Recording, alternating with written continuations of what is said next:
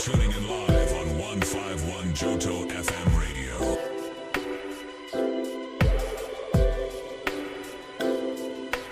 Number one Pokemon radio station.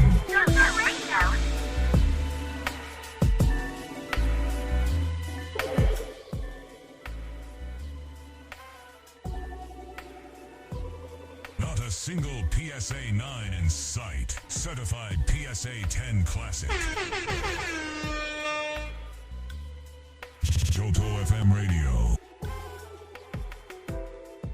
Damn, son, where'd you find this? In the tall grass.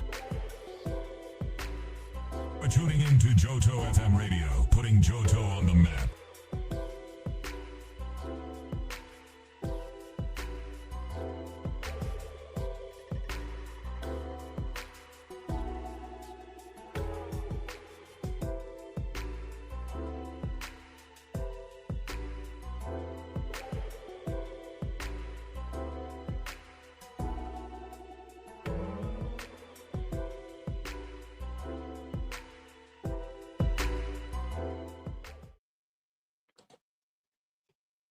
Welcome, everyone, to JohtoFM Radio. I am your host, JohtoJake, and I have a very special guest, Brody Plays Pokemon. Brody, thank you for joining. I'm very excited about this conversation. We've been Instagram friends for nearly 3 years now, and we bonded over this crazy goal of completing every Sword and Shield Alt-Art in a PSA 10, and we've finally done it. More recently, I would say that your achievement is a bit stronger than what I was able to achieve, just based off of the situations you've been in, as well as self-grading. But go ahead and introduce yourself, Brody. Yeah, thanks, Jake. Thanks for having me on. It has definitely been a long time coming for this conversation. Hey, I know we've been talking about this since probably late last year, that we'd get together and do a bit of a debrief on the old art set. Now it's done. But yeah, I'm really keen to have a chat about it. And I know we were talking beforehand. So yeah, keen to see what we talk about. Yeah, definitely. For those that don't know, Brody is all the way in the land down under and based in Australia. And I'm here in California. So making this happen was it was in the making. We were trying to figure out schedules. I mean, it's Sunday for him, Saturday for me, but it's almost sun's down, sun's going up for Brody. And sun's up. Yeah, we Brody and I have been working on this goal for a few years now, and we've been back and forth on Instagram. Brody's sent me some photos of some raw near mint Giratinas, asking me, what do you think of these? What do you think of these? And I can only imagine how challenging it's been through tariffs, sending your cards to PSA with the way that they've been impacted, sourcing gradable cards. What's that like for you, Brody? Like, how's that been? I mean, for this year specifically, 2025, we've gone through so much in this hobby. I'd love to know just like, the ups and downs that you've experienced through grading, and we'll get into that. But first off, I just want to ask, like, how did you get into collecting Pokemon before even considering grading? Yeah, okay. I guess like many other 30-year-old males and females, I started when I was a kid with base set. So I've still got a few of the hollows from base set through to Team Rocket. So I collected basically up until Team Rocket and I stopped. Whereas I was playing the Game Boy, like I had Pokemon Blue as a kid, and then Gold, Silver, and Crystal, and then Ruby and Sapphire. And I think I sort of stopped after Ruby and Sapphire, but I spent a lot of time playing the second gen and third gen Pokemon games. That was probably where I had I got the most enjoyment out of Pokemon. So I really have like a strong connection to the probably more so like to Crystal than Silver and Gold, because it was like like an amalgamation of the two. But yeah, I've still got a few of the hollows. The best cartridge. Crystal had the best cartridge of all time, man. It's so good. So you have some of your old childhood collection? Yeah, so I've got, I don't have them with me, they're off in another room, but I did have, I've got like a first edition Dragonite from Fossil, the Zapdos first edition, base set Blastoise Unlimited, Flareon from Jungle Unlimited. I've got about 9 of them. So I think, from my understanding, it was quite hard to get first edition here in Australia at the time, like around the year 2000, particularly for Fossil and for Jungle. It was quite hard to get. So I don't know how I managed to get it, but I did, and yeah. Did cool. And you guys had red logo Fossil and Jungle, right? Like, did you ever see yellow like logo Jungle packs back in the day? No, or was it all red logo? I don't remember seeing any red logo packs when I was a kid. We might have, might have had them. Yeah, I might have opened red logo packs. I just don't remember. Just don't remember. Yeah. No, I grew up with base set, but I only have like 1 or 2 memories of opening those packs. Like, I remember I remember opening Jungle. I remember it was like Christmas 2000, and I had Jungle packs in my Christmas stocking. But yeah, man, I never experienced pulling the chase card. Like, I never, as a kid, I missed out on that. Yeah. And I don't remember it at all, but I have like memories of going in, because we were living regionally at the time. And I remember going into, like, we have like one toy store in the town that I lived in, and I remember going in, and you'd, like, they'd be on the counter, and you'd grab them off the counter or out of the box. Like I remember doing that. And I have a few like vague memories of going. I remember I picked up like the Pokemon Crystal game guide from like a newsagent's where I was living, and I remember going in there on like it's so weird that I remember this, but I went in there on like a Sunday morning with Dad, and I was like, oh, I want that. Like, I need that for the game. And yeah, for years after, I had this Crystal game guide. Like, the walkthrough guides. The walkthroughs back then were so good. Yeah. So good. So how well taken care of were your vintage cards, after looking at them as you got older? Did you like preserve them? Because I don't have any of my like early like cards from as a kid. A lot of the stuff that I have came from like 2011, 2012 when I got back into the hobby. And even then, like, I thought I was picky. I thought I was super picky about condition. And then, looking back at that, when I got back in again in 2020, I realized they weren't in the condition that I thought they were. It's really, really weird. Like, I ended up selling all the cartridges, all the games back in like 2016, and I didn't sell the cards. I only had the couple of hollows left. So when I was a kid, I think Mum and Dad gave them away to someone else, and so all I kept was, I said, I want to keep the hollows, for whatever reason. And back in 2016, I sold like all the cartridges I had for the games, just because I think I wanted cash at the time, because I was, just out of uni, so I was probably needing a bit of extra money for work and with work and stuff. But I didn't sell the cards, and they stayed in just like the 9-pocket, like they were literally in a 9-pocket page just on a shelf for years. Like, they just sat there, and it wasn't until like must have been after the Logan Paul. So 2021.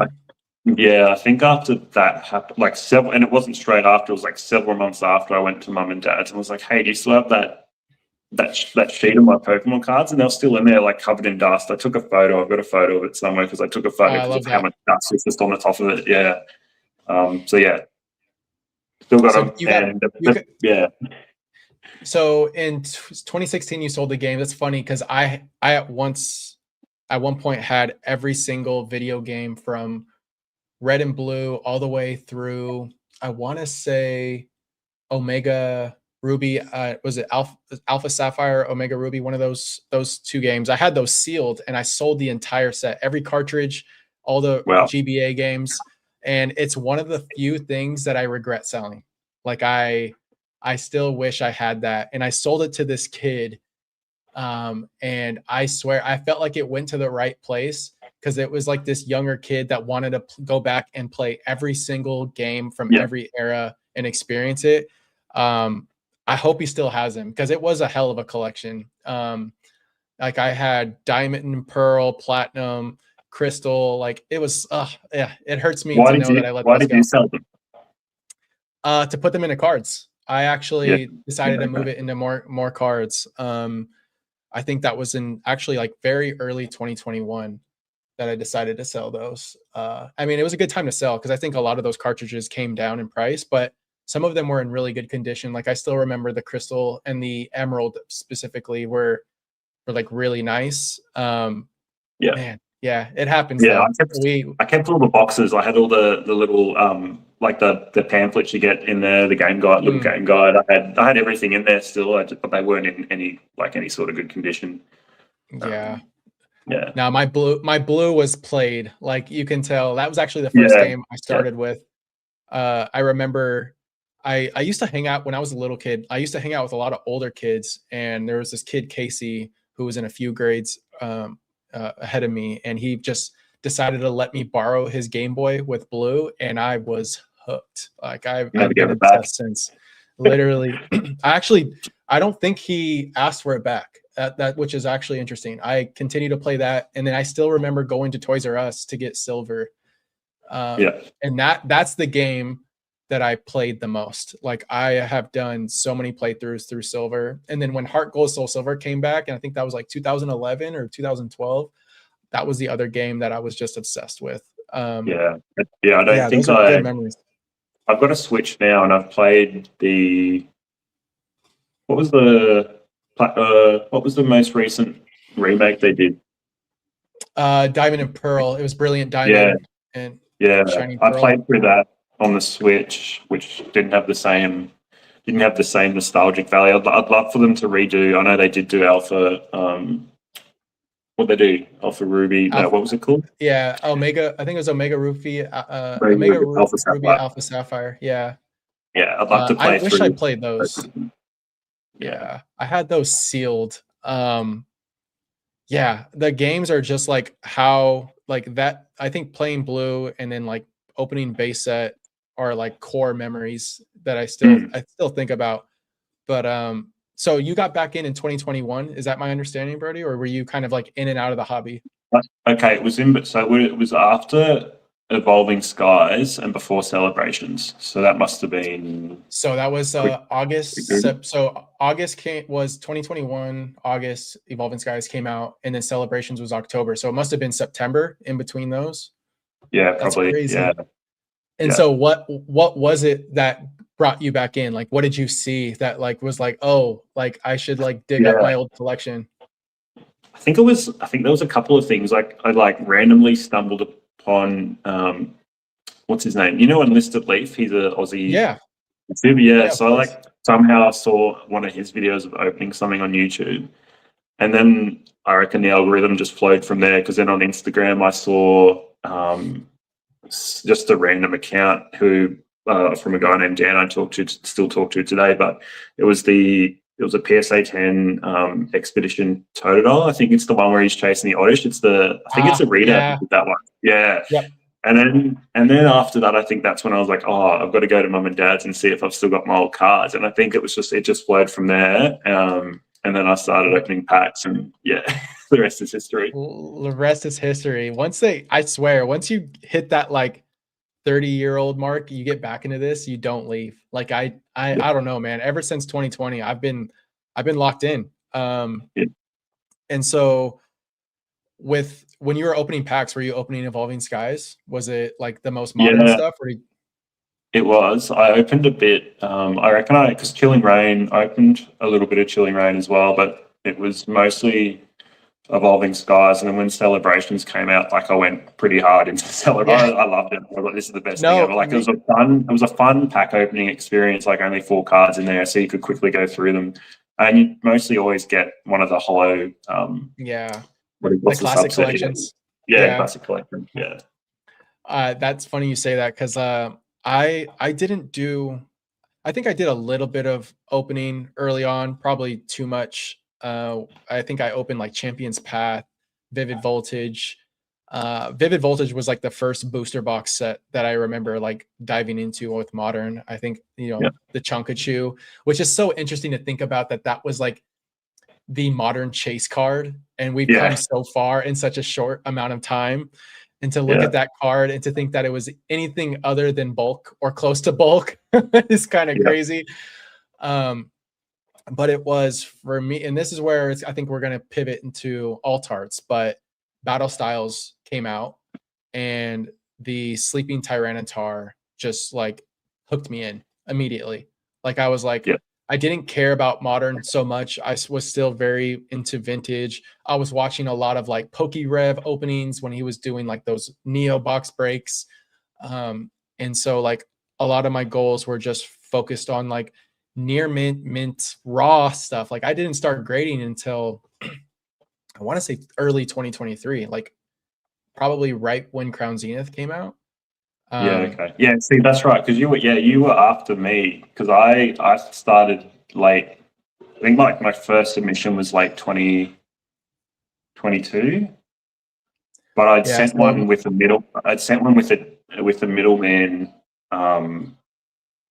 Must have been like mid 2022. damn. So that was probably Yeah. Lost Origin, Astral Radiance around then. Yeah, because but Astral like, Radiance was 2022. Yeah.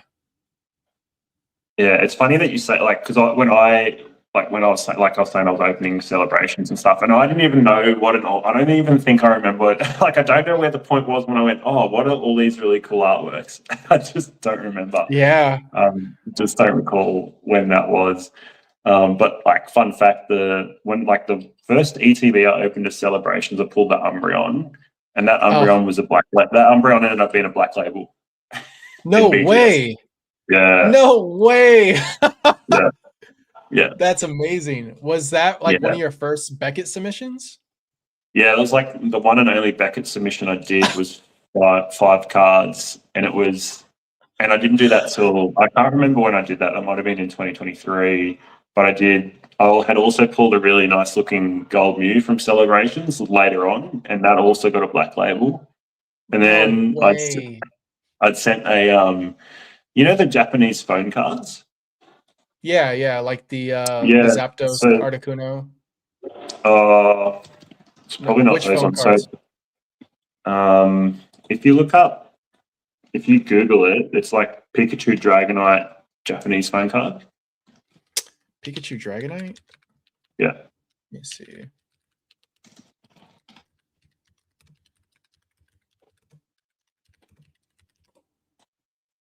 Maybe phone card's not the right word to use. Let me see.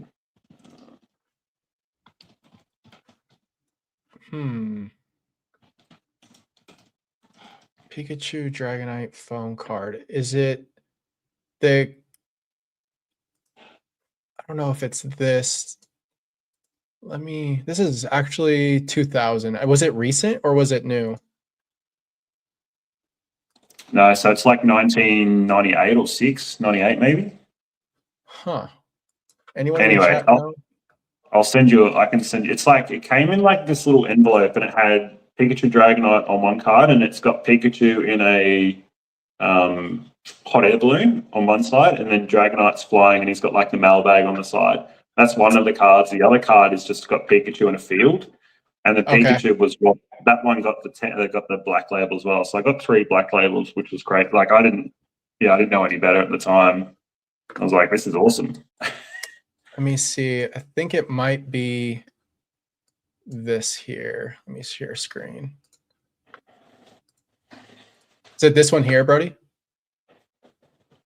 Yeah, it's not. That's one of the 2 cards that come in the set. That one I got at just a gold label 10. It's another one. Anyway, it's very cool. I'll find a photo and send it after. Yeah, definitely. ANA airline promo. Thank you, Kai.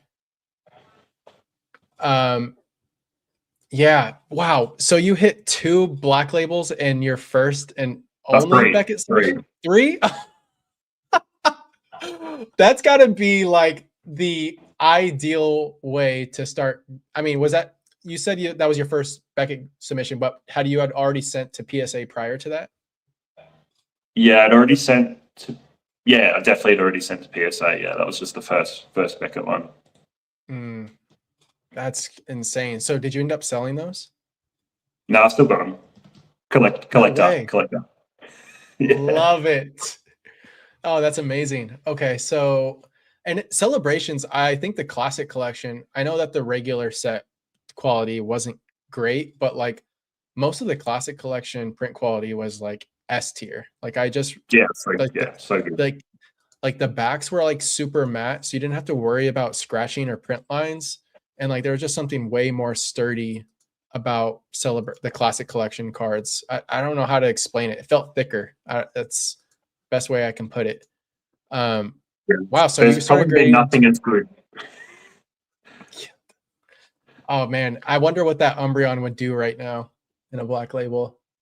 Gosh, Kai is like foaming at the mouth, thinking about sending those to like Z&G Emporium just to see how they would run up, because I think those would perform really well. Yeah, I had someone recently offer me. Someone offered me on the Mew. Someone from the UK offered me, I think like 2,000 US or 2.2K US, something like that. I don't know what the pop is, but that sounds way too cheap.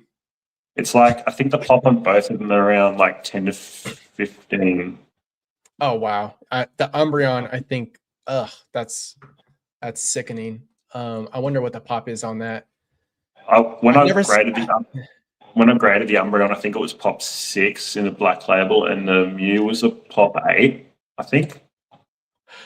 Oh my gosh, that is insane. I love it. It makes me want to send to Beckett now. Like I think you sent like some of the best quality cards from Sword and Shield for your first time around too.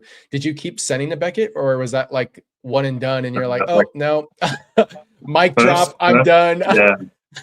First and last time. I'd love to. I hope that now that collectors has purchased BGS, that we see all of the good things about PSA over at BGS, because then I would send more cards. 100% more cards. Yeah, that's definitely my sentiment on that whole buy. I think that we probably will in like 3 to 4 years. It'll be very similar to what we see, if not faster. I think a lot of the infrastructure that they brought to PSA can probably be adopted to Beckett much quicker than what they did initially. So I hope that's I hope that's really what happens. Yeah, me too. So why didn't you send more after hitting 3 black labels? I think, I don't know. I think like I actually don't know.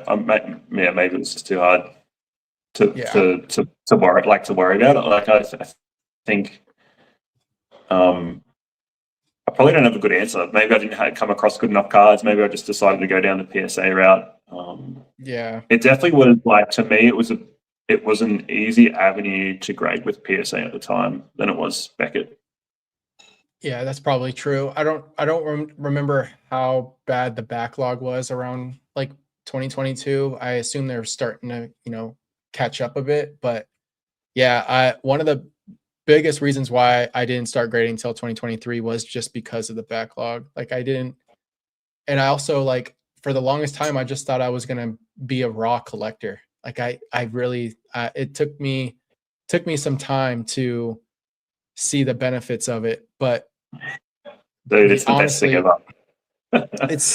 it's like I talk about it on the channel all the time. It's just like I think everyone should grade at least once just to experience it. And the most exciting thing about it, especially early on before they had like all these like grading reveal things that you can do, and the offers and the vault and so forth, it was just like not knowing the grades until you got them back and kind of just like doing a live reaction.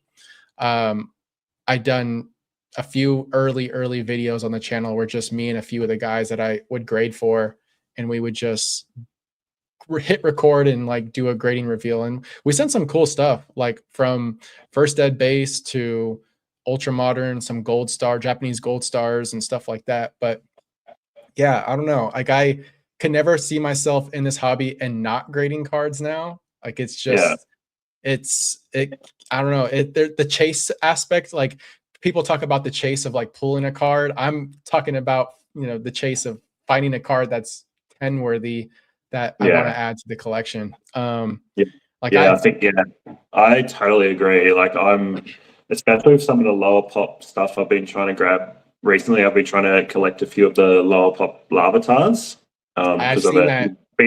Being a Tyranitar guy, yeah, I graded the Fates Collide, Rev Holland, and one of them was Pop 1, and the other one was Pop 3. So I made them Pop 2 and Pop 4 respectively. So that was cool to do that. I love that. It's cool to find the cards, and then they come back tens, and you're like, wow, I've just double the pop. Double the pop. No, that's funny. You've been grading a lot of Larvitars as well as like Totodiles too, right? I've done another top. Yeah, haven't done as many, but I've done a few of the Totodiles. I don't like as many of the arts of the Totodile as I do Larvitar. So yeah, no, that's awesome. That Umbreon, by the way, was Pop 14 out of 100, out of 1,039 graded. I'm so curious what that card's doing right now, like in terms of like the last sold price, because Black Labels are so hot right now. Yeah, the amount of gradable cards you could buy with that one Black Label Umbreon, Brody, is actually that's crazy. I love that. Yeah. So shout out to the chat. We got Shogun here. We got DeGreen Shiz. Shout out to Greeny's Consignments. Go check him out. What's up, Josh? Kai, Tyler One, Garcia. What's up, everybody?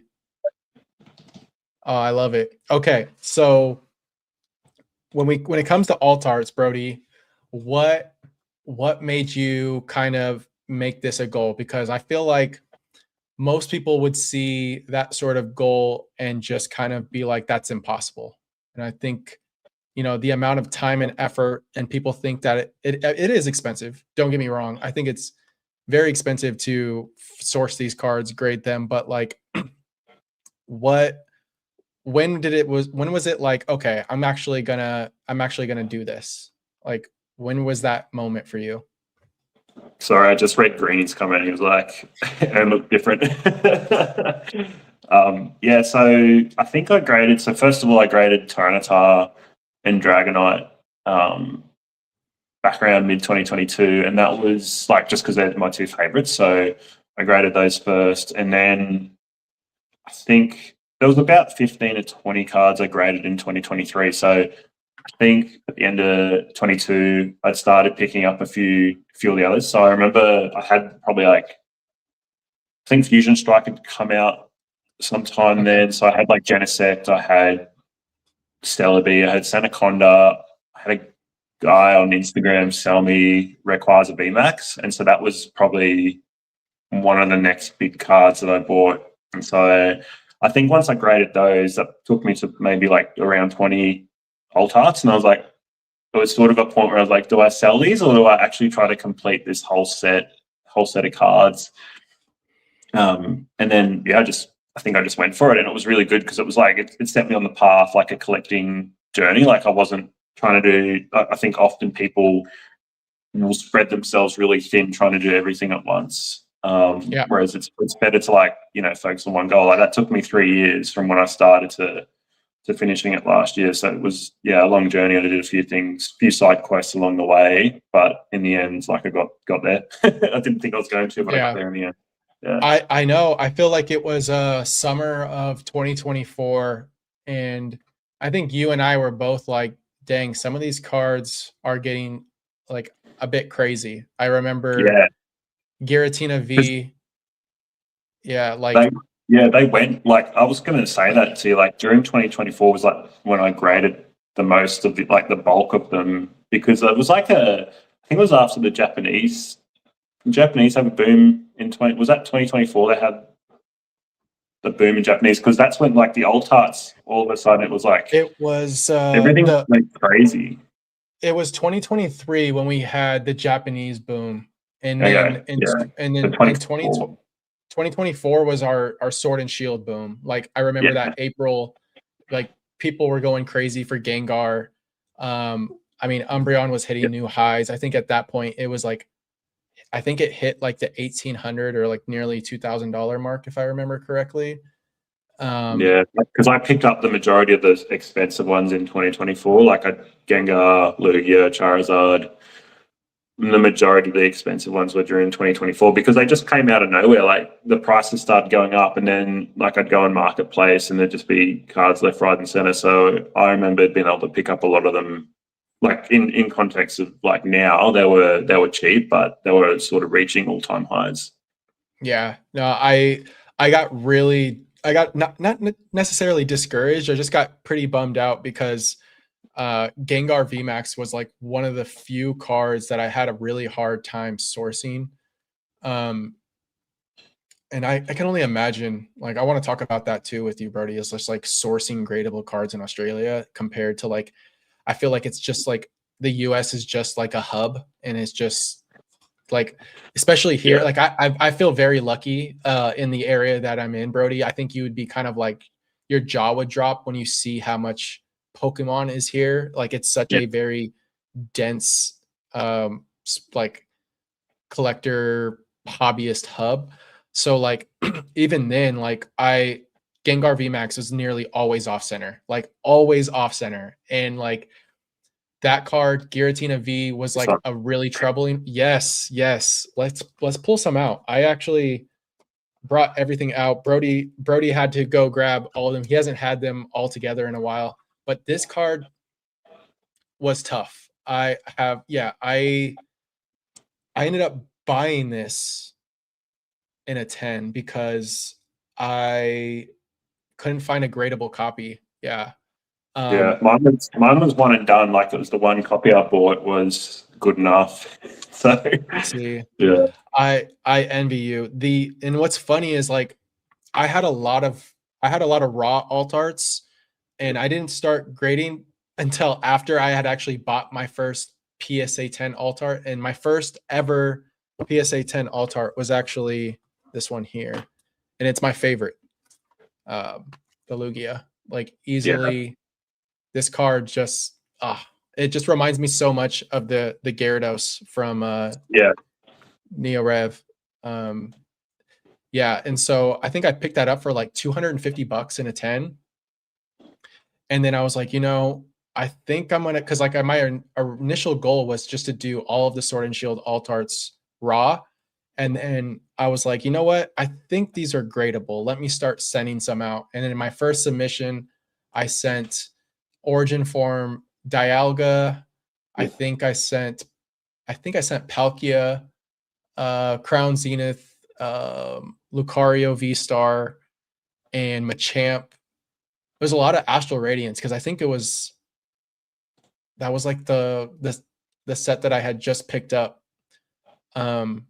And I was like, let's just try it out. And like it was interesting because my first submission with PSA, I sent a little bit of everything. I sent some vintage, some modern, some weird quality issues that I was like, I want to just see how PSA grades these certain aspects of a card. Like for instance, I had a Fates Collide Umbreon EX, and it had like really weird texturing on the back of the card. It almost felt like it has ridges. I'm sure you've seen it, but it's got like the texture ridges at like the top of the card.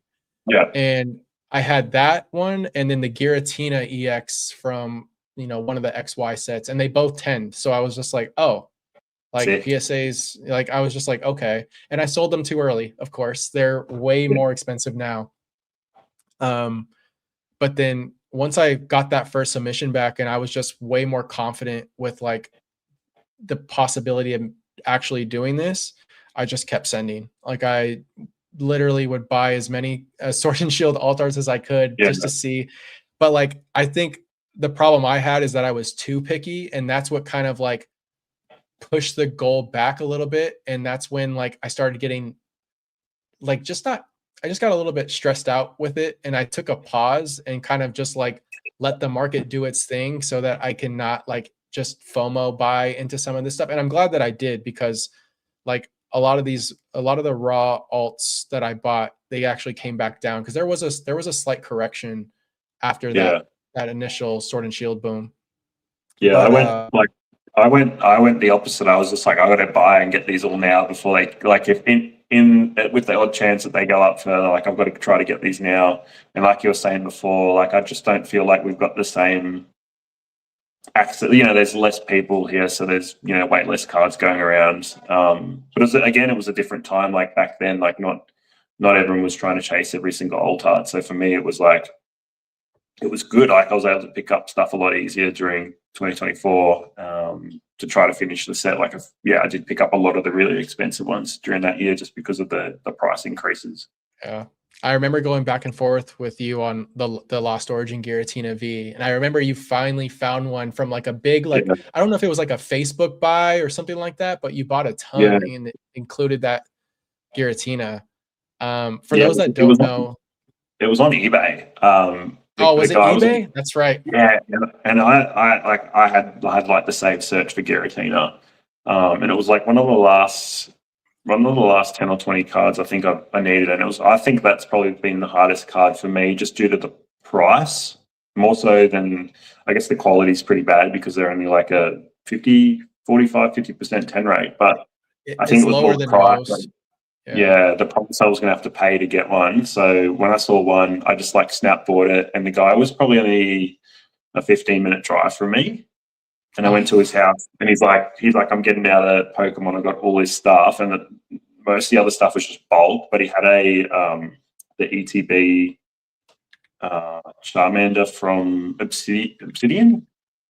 Oh yeah. Yeah. So Obsidian Flames.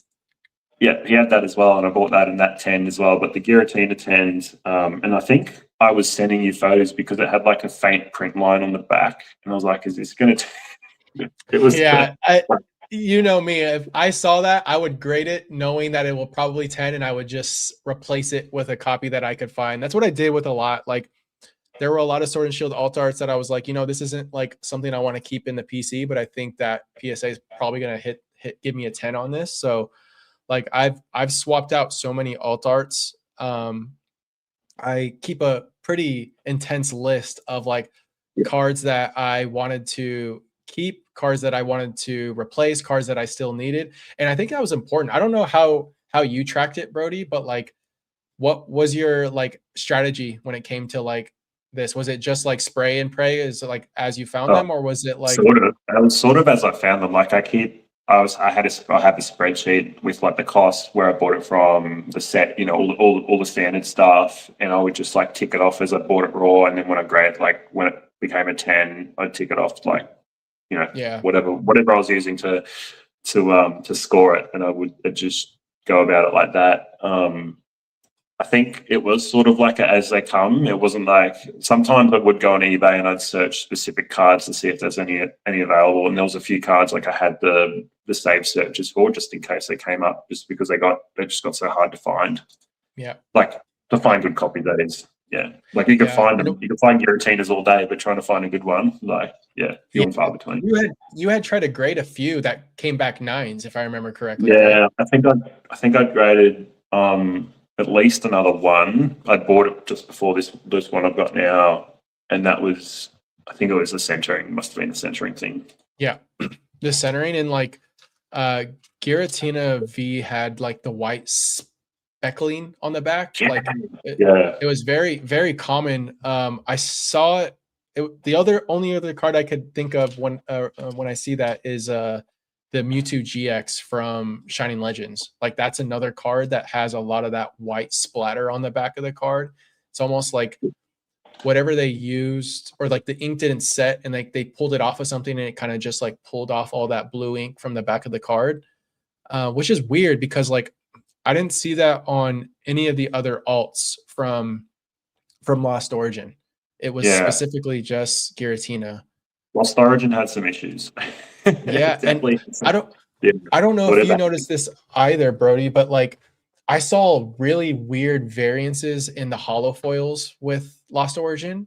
Like there are some that feel a lot cheaper. Like the foiling used wasn't like matte and it's super glossy. Like almost like the light would bounce off a lot more. It was a lot more reflective. So I remember seeing like, and it's weird. Like to me, I would look at them and I was like, are these fake?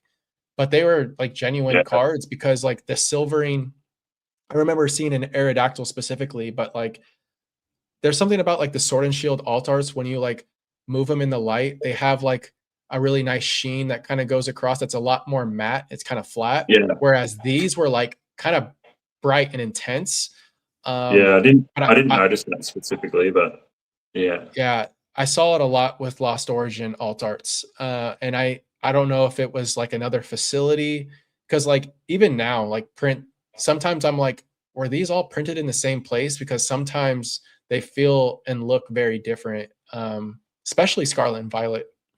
Yeah, that was pretty. Yeah, Scarlet and Violet was pretty hit and miss with a lot Okay. of the sets. Yeah, no, Scarlet and Violet. I mean, before we get into that, I there's something I want to ask you is like, when tariffs hit with PSA and like PSA kind of like caused you to stop grading, like what was your thinking right away? Like, how can I navigate this so that you can continue to grade? I think at the time I still had I think I'd sent a submission out like a week before it happened. Like all of a sudden it happens, and I think I'd sent out a sub a week before that, and I think I might have had a few alt arts in there, but basically like that sub was going to be fine. Anything that was already with PSA on its way to PSA was going to be fine. But then after that I had to find a dealer because there was a short period of time where no one really knew, I don't think, like how we were going to get cards to PSA, and then the dealer stuff happened. So there's quite a few like proper PSA dealers here in Australia now. Back before that, there was probably only one or two or three maybe doing it, but now there's like a handful more dealers. So just had to find a dealer, and so I've got I guess a good relationship with a guy named Greg, who I've been sending cards through since. So that was basically from like April. No, it would have been earlier than that when the tariffs were introduced. But yes, from the first quarter of last year, I've had to start doing that. So and only just recently, like last November, they opened up the Hong Kong. I guess like the middleman through Hong Kong, which is crazy because I was saying to you the other day, like I sent a submission out and it got to the Hong Kong on the 12th of January, and I haven't even heard where it is since. I was going to ask you, did you get a chance to listen to PSA's podcast where they talk about Hong Kong briefly? Because like I know that they have their there's a podcast with the was that with Ryan Hogue? Yeah. Was it? Yeah, I did listen to that one. Yeah. I just remember him talking about the Germany facility and how like their infrastructure is like from a technology standpoint is like pretty well set up, but the Hong Kong location isn't. So they're like still trying to build that infrastructure there. So I was curious what that experience has been like with Hong Kong, but it sounds to me like it adds up with what they were saying. So it's probably going to be a slower process initially, but hopefully. I thought that would be the case. Like I thought it was going to be a couple of weeks extra because at one stage, I know all the middlemen here in Australia were having to send through Canada to get to the US, and that was adding an additional, I think, 2 or 3 weeks. So I was expecting that going through Hong Kong was going to add additional time at both ends. So that like the fact that I haven't heard back, I'm hoping it's fine. Like that it's just going like between. It's going. Well, I'm assuming it's either like it's just maybe they're waiting for a bulk amount to come in before they send it over to LA, or it's just the fact that it's been received but it hasn't been scanned yet. Like it's in LA but it just hasn't been scanned through yet. Like it's got to wait and see. So and then like while that's all going on, I'm still using a middleman here. So just it's a bit more expensive, but yeah. Yeah, and I know I even talked about it with you at one point. I was like, would it make sense for you to grade through me? Like ship your cards to me. And that option's always open. Like I feel like you and we're both really into the weeds when it comes to grading, especially like a lot of modern. So like I want to be able to help you if I can, navigate things like that. Definitely think you're more in the weeds than them. I think you're deep in the weeds. I am definitely deep, but like the alt arts, like for those that are just joining, Brody and I completed every alt art and Sword and Shield in PSA 10, and it took Brody 3 years. What makes Brody's goal so much, more insane is that he self-graded them all. I probably self-graded 75% at max of these. And Brody's on Australia sourcing. Like, how has that been, Brody? Have you been buying most of these Sword and Shield alt arts through eBay? Did you buy them locally? Did you have card shops you can go to or card shows? Because I feel like card shows didn't really start blowing up, in my opinion, until like 2023, 2024. And I don't know what that's like experience looked like in Australia for you. It sounds like you have card shows here and there, but I mean, here in the Bay Area, we have a card show literally every weekend. Like, there was a card show that I didn't even know about till this morning that I stopped by. It's just like, they're almost like expected. There was like, I tried to work it out the other day how many were in my area this year, because I wanted to talk, like if it came up, I wanted to be able to say, hey, it's this many, but I think we've only got like 6 this whole year. That is crazy. In 2025? Or I mean, like this year? This year coming up. Wow. It sounds like it's probably more than you probably guys had in the past. Like, I'm sure there's a want for it. In Melbourne, they've got them quite frequently now, and in Sydney again more frequently than here in Brisbane. But definitely we're few and far between. So most of my sourcing in the early days was like on Instagram. Like, I picked up a good amount of the cards just through people who knew I was trying to, like, once it became a thing and people wanted to see me complete it. So they were like, hey, like, I know so-and-so's got this, like, reach out to them. They've got this. And I had a few card stores that knew I was trying to do it as well. So when they got like a minty card in that I needed, they'd be like, hey, we've got this. Do you need this for your set? And like, I remember I had I've got a good relationship with a few of the stores here, but one of the guys was like, hey, we've got like requires a B from Evolving. I would do it for 200, and 200 is probably, in US terms, that's probably like 150 USD. He's like, we've got this, and that was market price. And he's like, do you want it? It looks good. And I pretty much like just bought it like side. Like, he sent me photos. I was like, yeah, I'll come pick it up like next weekend when I can get up there. Isn't that so cool? Like, I love hearing that. I feel like I've had people like that in the hobby for me here in the Bay Area, where people are looking, not even just the Bay Area, people on the internet that were like, hey, I know you're looking for this card. We have it here, or I know this person has it. I feel like building an actual community of people that have shared interests actually, it pays off a lot. Like, it helped unbelievably. Like, Instagram really, people, like, I wouldn't have been able to do it without all those people that helped me. Yeah, I think at some point I was looking for alt arts for you that I knew you were still missing. I know you would constantly share, like, you and I were both sharing like updated lists, like, hey, I'm looking for this. I kind of wanted to, if you're cool with it, Brody, to like go through each set and kind of just talk through maybe your favorite alt art from each set. Oh, okay, we can do that. All right, we're gonna start with battle styles. Yeah, we'll start with battle styles, and you can go ahead and put your top card, whether it's art wise, whether it has some sort of meaning. But I already know mine, and I kind of gave it away for this set. Yeah, so obviously, like, mine's obviously Tyranitar. Really obvious Tyranitar. And I also, I'm not a massive fan of the Urshifu's, but I do like the Empoleon. The Empoleon is so underrated. I've talked about it multiple times. I don't know if you know this, Brody, or this is illustrated by Chibi. They're fantastic.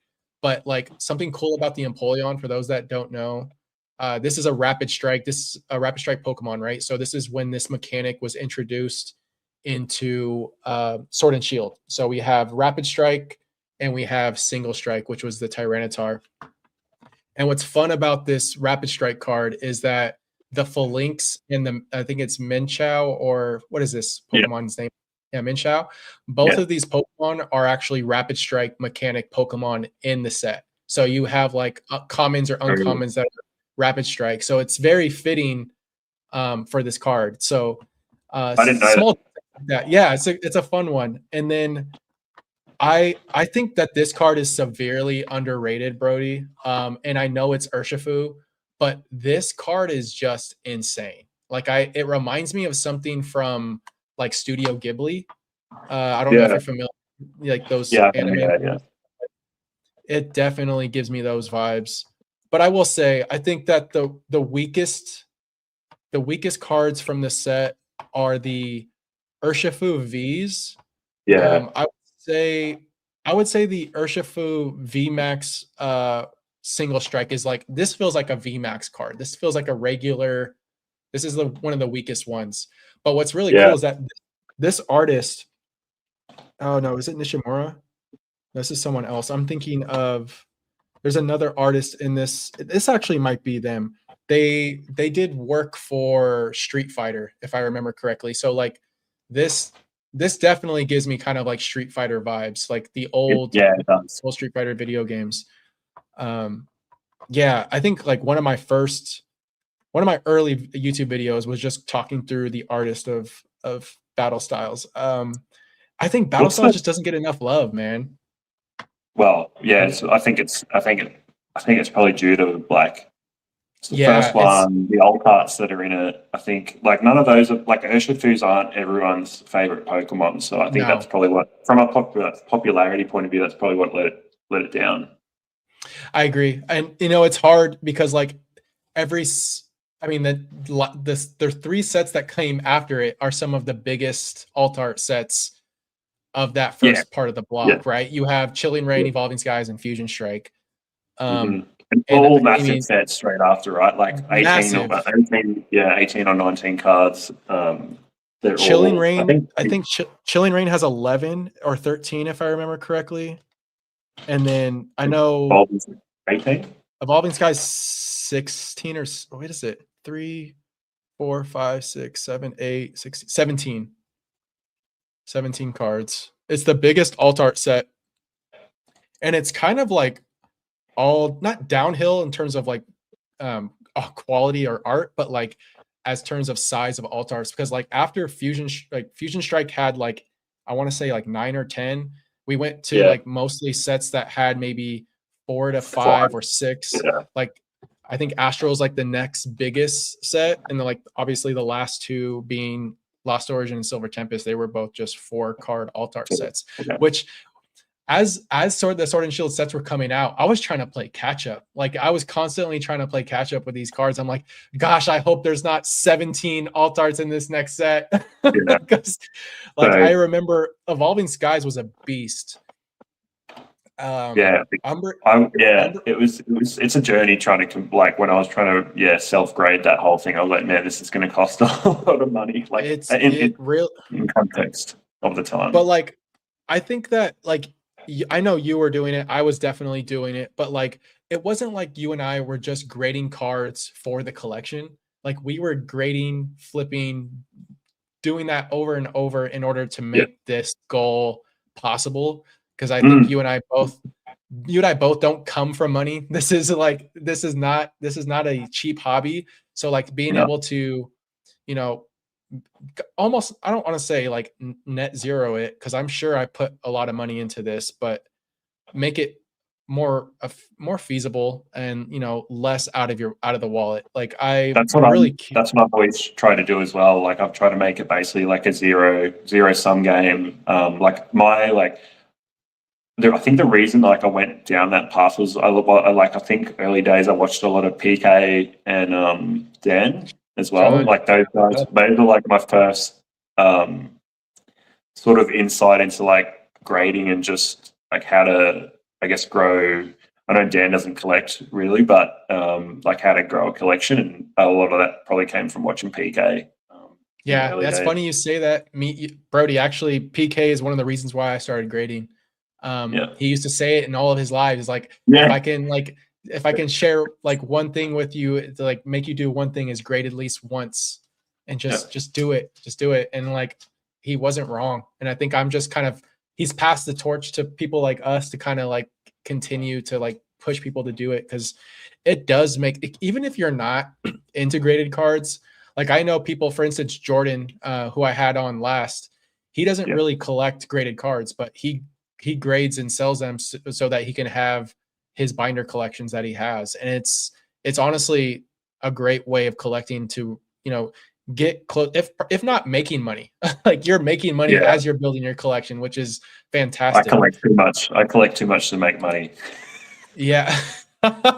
Well, clearly you have 3 black labels you're not letting go. This man has bigger diamond hands than I do. That's Well, I think I don't think I could let the Umbreon go, but I'd probably let the Mew. I think I'd probably let the Mew go before the Umbreon. Yeah, I don't think I would let either of them go if they were cards that like it's hard to me. Like, I think those are like my 2 of my favorite cards from Celebrations. Like the Umbreon, it's funny you say you pulled it, because that was the card that I pulled when I first opened Celebrations. Me and my partner, her and I actually ripped a lot of that set so that we can both create binder sets for it. Yeah. And something that like broke my heart is that she never pulled any of the big 3, but I had pulled them all. And so I created like a fake pack so that because those are the last ones she needed. So I created a pack with all 3 of them with Celebrations, and so she actually has a more complete Celebration set than I do, simply because she has the actual like metal cards, not the gold from the UPC, but the actual metal cards, because I was able to get us both the UPC when it was like the last wave, and I still have mine to this day sealed, but she opened hers because she just wanted to open it. Celebrations. My Celebrations binders, there's pretty much nothing left in it because it's all been pulled apart multiple times to grade the cards. I was trying to finish, and I'll eventually do it, but I was trying to self-grade all of the subset in PSA 10, which is easy. Like, I've got all the cards. Yeah. I think I've got 18 or 25 done, and I'll eventually like circle back and do the really cheap ones, just to say I've done it. But yeah, I think I just kept putting it off because of the price of grading had continued to go up, and then the tariff stuff. So I'm like, I'm not going to bother. Like, I'll eventually do it. Yeah. And a lot of those cards have like run up in price in PSA 10, which is crazy. Like, I know. Yeah. Especially just the main set. Like, I think about the Mew half art, like that card took off because it was hard to grade, apparently. Same with the Pikachu full art illustration, the Arita art. Like, those cards and to me, like, that stuff was bulk. Like, for the longest time, it was just bulk. And like, Celebrations is not hard to complete. Like, I don't know what the pack price is now, but it's probably still pretty feasible to, create a whole binder set of that without having to open too much. I probably know the prices. I remember he had like a 4.0 box of those, of the packs. Kai is a demon. I wish I kept more Celebrations. Like, I only have, like, do you have sealed at all, Brody? Like any sealed product? I've got 3 of the UPCs sealed. Nice. And I did sell, like, I had a case of what was the box? Was it the Charizard Sylveon box? Yeah, the Dark Sylveon. I had the reprint box. I had the reprint box that had Evolving Skies, and I sold that. I don't know, last year or the year before. Can't remember now. So I've got the UPCs. That's it. That's all that matters. I think that's one of the best quality UPCs we ever got. Like, I think the second closest might be 151. Yeah. I don't know. Like that quality of the UP. I'm really curious to see what happens with the 30th as far as like ultra premium collections go, and hoping it's Johto, man. I don't think it's going to be. It's just going to be reprints of base set all over again. But we shall see. It won't be Johto. It'll be a reprint of something. Which always. And I don't know. Like, do you think they'll do the trio again, the base trio? A part of me thinks they will. The thing is, something that I am excited to know that they are actually doing is, I don't know if you're aware of it, Brody, but like, they're doing illustration rares of all the starters. Yes, in the partner packs.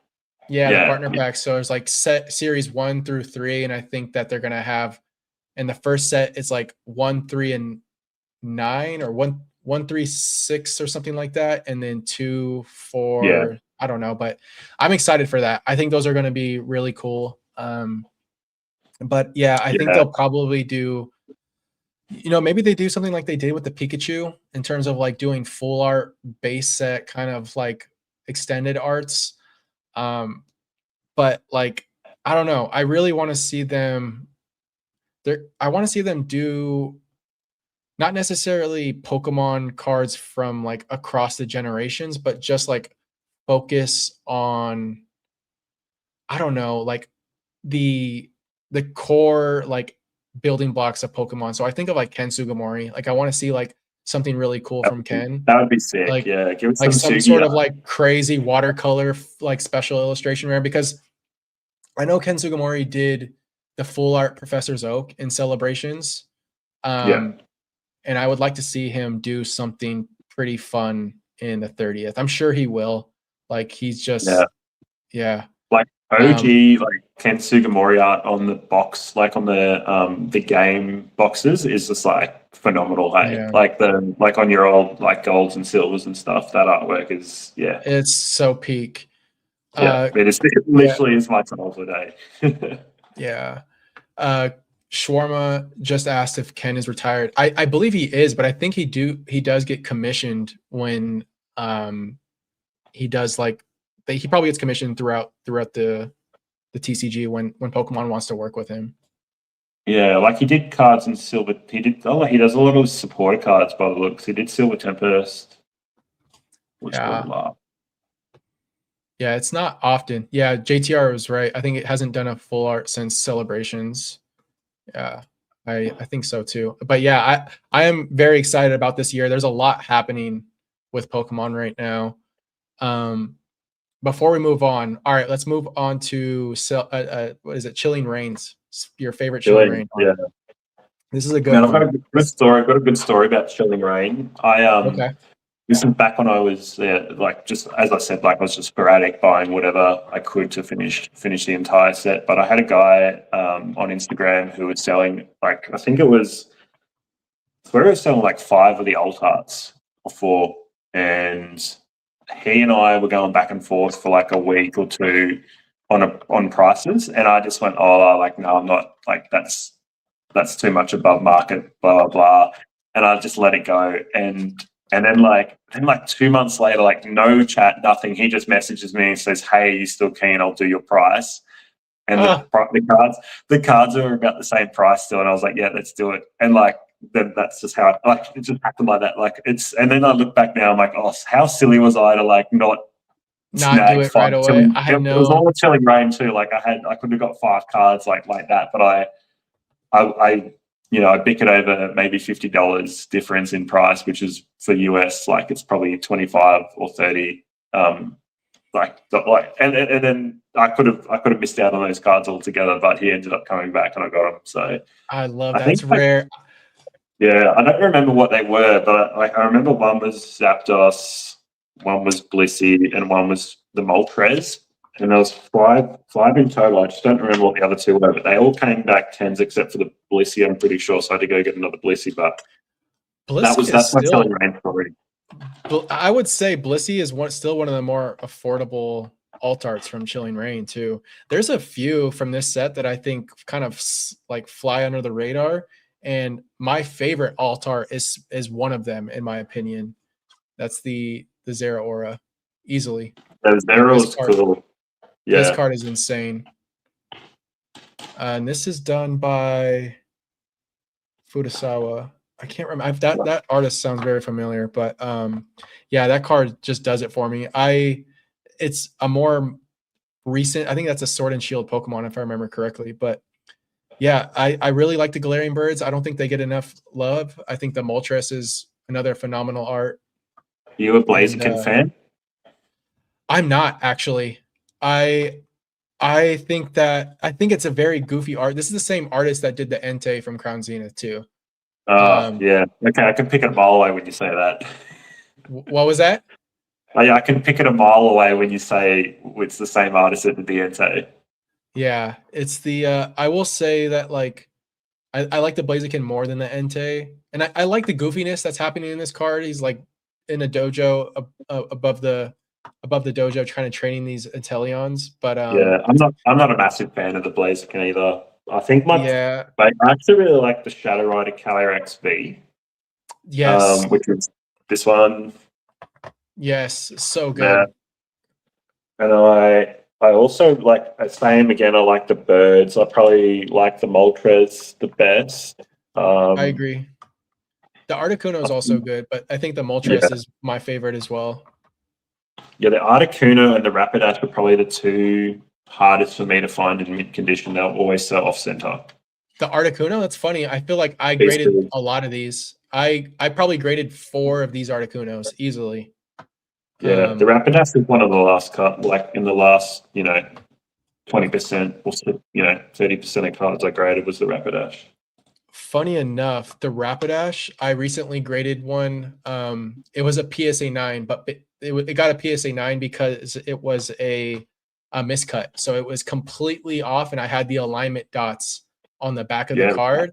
And I wish I didn't sell it because it was a unique miscut. It's an alt art. I remember when Evolving Skies came out and PokeRev had pulled the craziest miscut I think we will probably ever see ever. I don't know if you're familiar with that, Brody, but he pulled a miscut Rayquaza VMAX and Umbreon VMAX on one card. So basically you had half the Umbreon VMAX and half the Rayquaza VMAX. I can't remember if it was side to side or up and down, but it was legitimately the most like insane miscut card in modern TCG, I think. I'm trying to find it quickly on Google if I can see it, but it doesn't seem to come up. I'll find it and send it to you on Instagram. But like he pulled that, but he pulled a bunch of other miscuts from. Shout out to Pokebeard. Thank you, man. Loving all the content. Keep it up. Means a lot, dude. Hell yeah.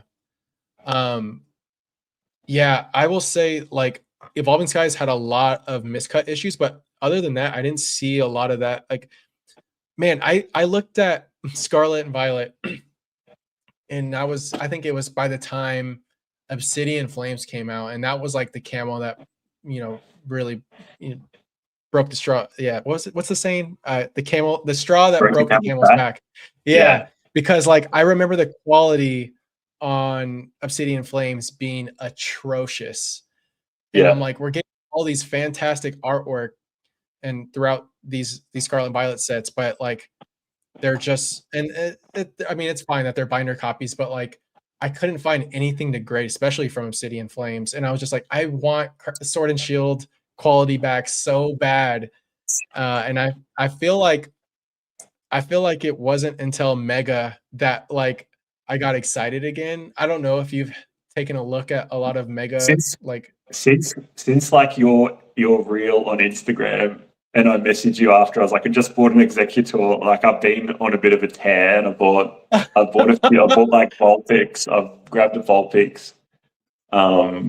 I got the Bulbasaur and the Ivysaur there in Mega Evolution. Yeah, and I've definitely been on a tear like because I was away for those last couple of days, so I had a bit of spare time to just like troll through eBay. So I was on a bit of a tear, and then the card quality is impressive. Like there was a Shuckle, and I was like, dude, it's so good. But it was a perfect copy. It was like $10, so that might be like $7 US.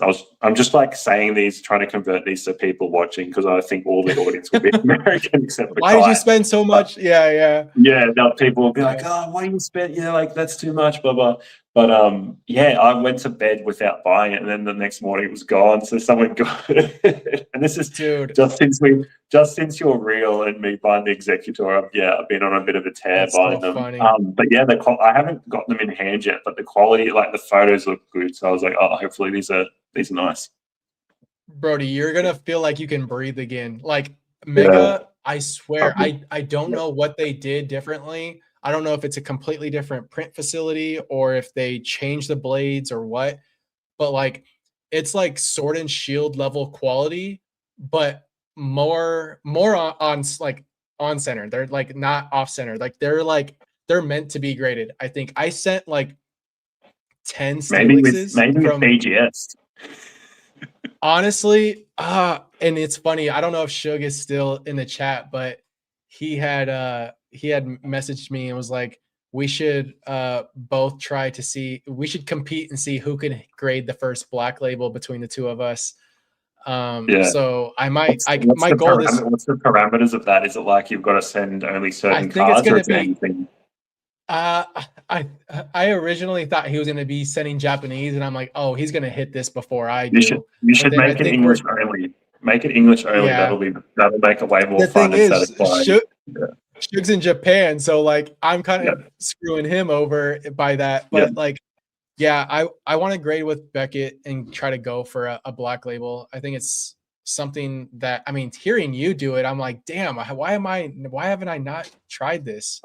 I've never done, like, I haven't done it since, like, it was like a one and done. Yeah, you kind of just showed up, dropped the mic, and said deuces. Like, that's so funny to me. I also picked up the Spiro. I picked up a few of the Spiro because I like the artist who illustrated the Spiro, which is, I think it's like Minamitaki or something, or Minami Taki or something. And they did the Spiro. They also did, the Detective Pikachu Japanese card? Oh, yeah. Mm-hmm. Same artist, and the same artist that did the Charmander ETB promo. Oh, yeah. No, definitely. And they've also done the Totodile, which I really like, from Temporal Forces. It's just like the half art card. Yeah, so half art. I grabbed a few Spiros because I think I might become a Spiro collector, or maybe that artist, I might collect the artist. But I also grabbed Steelix. I grabbed a few copies of that as well. Dude, it's such a good card. I think I sent a few Spiros too. That Totodile, was that also a reprint in Prismatic, if I remember correctly? Or did same one. Same one. Yeah. I didn't know. I used to have that Pikachu before it blew up, and I think I paid like $60 for it in a 10, and then I think I ended up selling mine for like maybe $120. Yeah. And now it's like, I don't know what, like a $300 card now. I'm like, this. Yeah. I always sell too soon. It sounds to me like I got to be more like you and never sell a single thing.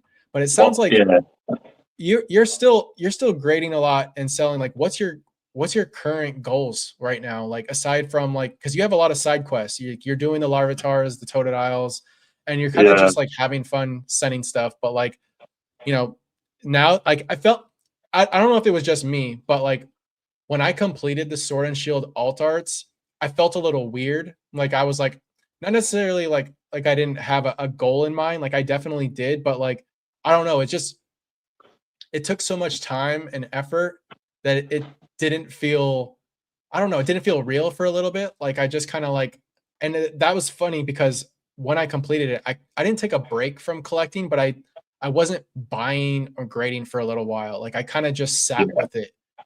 What was that like for you? Totally the same. Like, it's like when you finish watching a TV show or something, like a series, and it's like, oh, what do I do now? Like, it took such a long time, and it was like the majority of what I was doing in the hobby was like trying to complete this set. So when you finish it and it's done, you're like I sort of haven't even really celebrated it in a way, like, to say, like, I did post and do stuff on Instagram about it, but I would love to go back and like do a YouTube video and just be like this took me 3 years, like, I'm done now. Dude, do it. That's why I brought you on. I want to see more content from you. Yeah, like, I've been really lazy.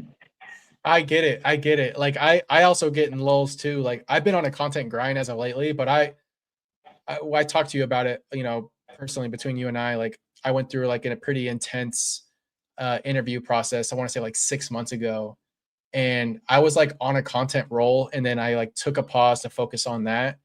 And like, I just didn't want to make a video. I didn't have the energy. Like, I just was like, I kind of just want to put it to the side and not think about it. Between your content and like the podcast you're doing with Ern, it's been awesome. Like, I love the podcast. The podcast has been really fun to watch. You guys have a really good what's the word? Like, just banter. Banter, and just like a really good I don't know. There's a word for it, but you guys have just been funny as, and your content's been awesome as well. So it's been it's been good. Yeah, I appreciate it, dude. It's been a grind.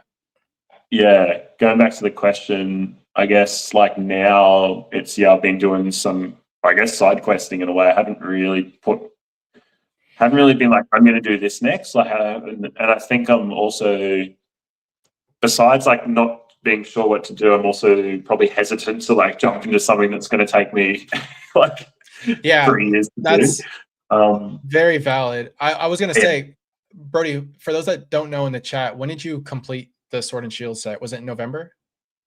Well, by the time I got the Berserker back, which it had to be relabeled, it was like, yeah. Can we talk about that? Because that's an interesting story. So I think I was done in like, I must have been done in like September or something. Technically. Yeah. Right? So I think when I was away, when I was overseas, the last sub hit and I got like the Charizard's done. I got the Berserker. I got the art. Like, it was pretty good. I got like a heap of the promos that were really hard to grade and 10s done. And then the Berserker. And I remember trying to add it into the set registry. And that's when I was like, what the heck? Like, why isn't this card coming up in my, because I was adding it to my profile, but I would go and check the set completion and it'd be like, you're still at like 99.8%. I'm like, what the heck? And so I went back and looked at Berserker and I was like, oh man, this has been mislabeled like as the last card. I swear, it's like the cherry on top. So Brody and I are in the PSA registry for the entire Sword and Shield set. So basically, for those that don't know much about the PSA registry, they create lists of collections that, you know, collectors want to, you know, chase and, you know, be able to track their progress. And there's like a leaderboard, you know, as you complete, you get points added, and there's like a point system. And I think the Sword and Shield set is like 72 points, if I remember right, Brody. It's like something like that. Yeah, it's 72 because it doesn't have the Charizards. Yeah. Yeah. Which I want to talk about too and get your take on it. But basically, Brody had every single card in the registry.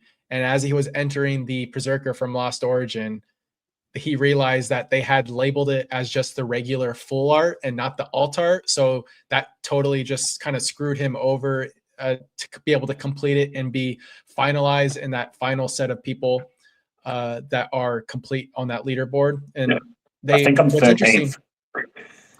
Yeah, no, which is crazy. You're eighth. I think you're 8th now or 7th. Yeah, 7th or 8th, which is wild to me, Brody, because when I first entered mine in and completed it in 2024, I think it was like August of 2024, I was number 11. And so people have broken up their sets, which is crazy to me. The number 1 has always been that same person. And I don't know if you've ever like poked around his scans or their scans, Brody, but they basically got their alt arts as they came out. Like, you can tell by the cert numbers, like every set that came out is like tracking when around that year and that month, which is interesting. And I kind of like looking at it because it kind of gives you a little bit of a database in terms of like when these cards were added to the registry. But like, it's wild to me that I know I know HC Collectibles, I know PNW Lawyer, who's also in that registry. So I know like 3 other people with complete sets out of the 13 people that have them. I know a guy who lives near me. He's not on the registry, but he's probably half an hour from me, and he's got the full set done as well. Why hasn't he added it? You gotta get him on there. I wonder how many more people are not part of the registry. I feel like when you achieve like certain things like that, they got to be tracked. Like, I don't know, man. Like, it's cool and I'll like, for instance, you and I like being able to share that bond over that is just really cool. And I don't have a lot of other cards added to the registry. It looks like you add everything to the registry, right? Like you've been tracking. I was adding, like, because I added the celebrations, and I was trying to add, because the registry and the app because I add everything into the collection on the app, so I can sort of keep account of everything. But the registry and the app weren't like, they don't, and I know they're going to fix this because it sounds like they're going to, well, when I was watching that podcast, they're going to fix up the registry is like the next thing that they're going to sort out in terms of tech stuff on the tech side of things. But they're going to link them up better. But the registry and the app don't currently work well together. So if I add something to the app, it doesn't pop up on the registry. I see. So it's like, because they're completely. I think they're completely different databases. And then they basically transfer them over. Yeah, which will be really cool to like. Hopefully, when they do that, that'll sort of integrate the app and I won't have to like double. Yeah, I just stopped trying to upload them to both because it was just getting to be a pain. Yeah. I mean, you have a lot of graded cards too, so like it's good to try to keep track of all that stuff. But like, it's like at some point, it's just like, unless it's like part of a set that you want to complete, I don't know how necessary it is. I think I want to do all of the gallery because like right now, I've been pushing you, and I've been trying to get you to do all of Crown Zenith's textured gallery, but I think I'm gonna do all of the gallery, including like the yellow border, like the first like 30 something cards. I to this day still think that Crown Zenith's, like at least the textured gallery. I know that they have a registry for the gallery should be part of the alt art set, just because they're technically alt arts, like they're all reprints with special arts. But I know these three should definitely be part of the Sword and Shield set. Like to me, it makes no sense that this card isn't, but the evolutions from the collection boxes are. Same with this one. I think this needs to be a part of the registry. I think they should be. Yeah. If the EVs are in there and the Arceus somehow made it in there, I think they should. Yeah, they should be. Yeah. And for those that don't know, this promo is part of the Sword and Shield registry on PSA, which I think you and I both agree is pretty odd, just based on the fact that it's the only black border alt art that has no texture. I think that like it just doesn't align with what is considered an alt art in the registry as it is. But then like cards like these V Max and V Charizards, I think it's a slippery slope, and I think that's probably a reason why they haven't added them, because if they add those two, they probably need to add this, and this would be the only V Star that's considered. Yeah, I've seen a few different, like every time you go and look at like a different set list someone's created, it's always slightly different and it includes, something else has been added on. So always. Yeah, interesting. You're going to go do the rest of Crown Zenith. Have you considered doing like the trainer galleries from Sword and Shield? There's some pretty cool cards. Yeah, there's some pretty cool trainer gallery cards. I definitely have been slowly doing those. In graded or binder? I have both. I have a complete trainer gallery set. There's like one or two cards that I want to replace in the binder. And then aside from that, I have 3 of the Pikachu Vs from Lost Origin. I graded, I think, 2 out of the 3. I have sequential. I have a sequential set with the VMAX Pikachu, because I think those are that and the Starmie are the best trainer gallery cards, I think. And then maybe Umbreon V. I have 2 of the Umbreon Vs. The Rayquaza, I think it's that's Silver Tempest. I think it's TG20's the card number. I've got one of those in a 10. I think it's a cool card. So that has the what's your name? The Zernia? Yeah. What are you gonna? Because I'm gonna I think I'm gonna keep trying to do more Totodiles and Larvatars as a side quest until I sort of work out what I want to. Yeah, well, because I just don't know what I want to do next, and I've got a few bits from Scarlet and Violet. I've got the Bubble Mew, I've got the 151 Charizard, I've got a few bits here and there, but I don't know if I would ever go and do Scarlet, all the Scarlet and Violet. It's just from someone that is trying to do that passively, it's too much. And that's coming from I know that Sword and Shield took us a long time. I think Scarlet and Violet sadly would just take us twice as long, because the booms that have entered the hobby have made it more difficult. And there are certain things that I look at, like Prismatic, and to me, the evolutions from Prismatic are just so like underwhelming. Like and Yeah. their card I there was, I would say there's Sword and Shield Altarts that I'm like not super keen on, right? Like I will say, like for instance, like Conkeldurr from Pokemon Go, like I could give a damn about that Pokemon or that card. I think it's one of the weakest Altarts. Yeah, like Conkeldurr is just not it for me, and um, but there's just so much more of that happens in Scarlet and Violet. Like I have a lot of Scarlet and Violet complete. The biggest issue with me, and you know how I am with like just the overall quality of my tens, a lot of the yeah, tens are just pretty weak. Like especially the early ones. Like I really did a lot of digging in order to find the Obsidian Flames ones, like random ones like Ice Cube and Revavroom. Like those yeah, cards suck to find, and like even like I got the Charizard from that set for a great price. I think it was at one point like $125 in a 10, like because like that card raw was like $40 for the longest time. yeah. But like I had to, like for instance the Bubble Mew, I bought that. That was like the one card I saw into the future. Like I I, truly felt like I, that's so Raven. yeah. I remember when you messaged me and you're like, and I've got one of them here. I've got one of the bubble me's here. But I remember you messaged me and you're like, these have jumped up from whatever price it was. You're like, they've jumped up like overnight, and it's so funny because like a week later, there was a guy like who I bought from before, that works like lives where I live. He works near me, and he was like, "Hey, I've got a couple like new cards, and he had 3 Bubble Mews. Like I think he did like some sort of live stream or something. I'm not sure what he's doing now, but he had 3. I grabbed 2 of them because they'd gone up from 200 to 300 like in a week.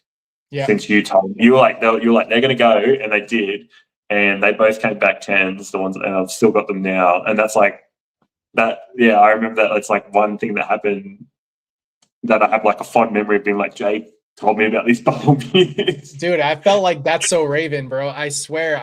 I remember it was right before I think it was right before Surging Sparks came out. It was like September. And I go, there's so much like, I don't know. I felt like this pressure that was coming to the hobby and was just about to explode. And I was like, I need this card. And I ended up buying a 10, knowing that it could potentially not be like the perfect 10 that I want, but I had to get it so I didn't have to worry about the price later.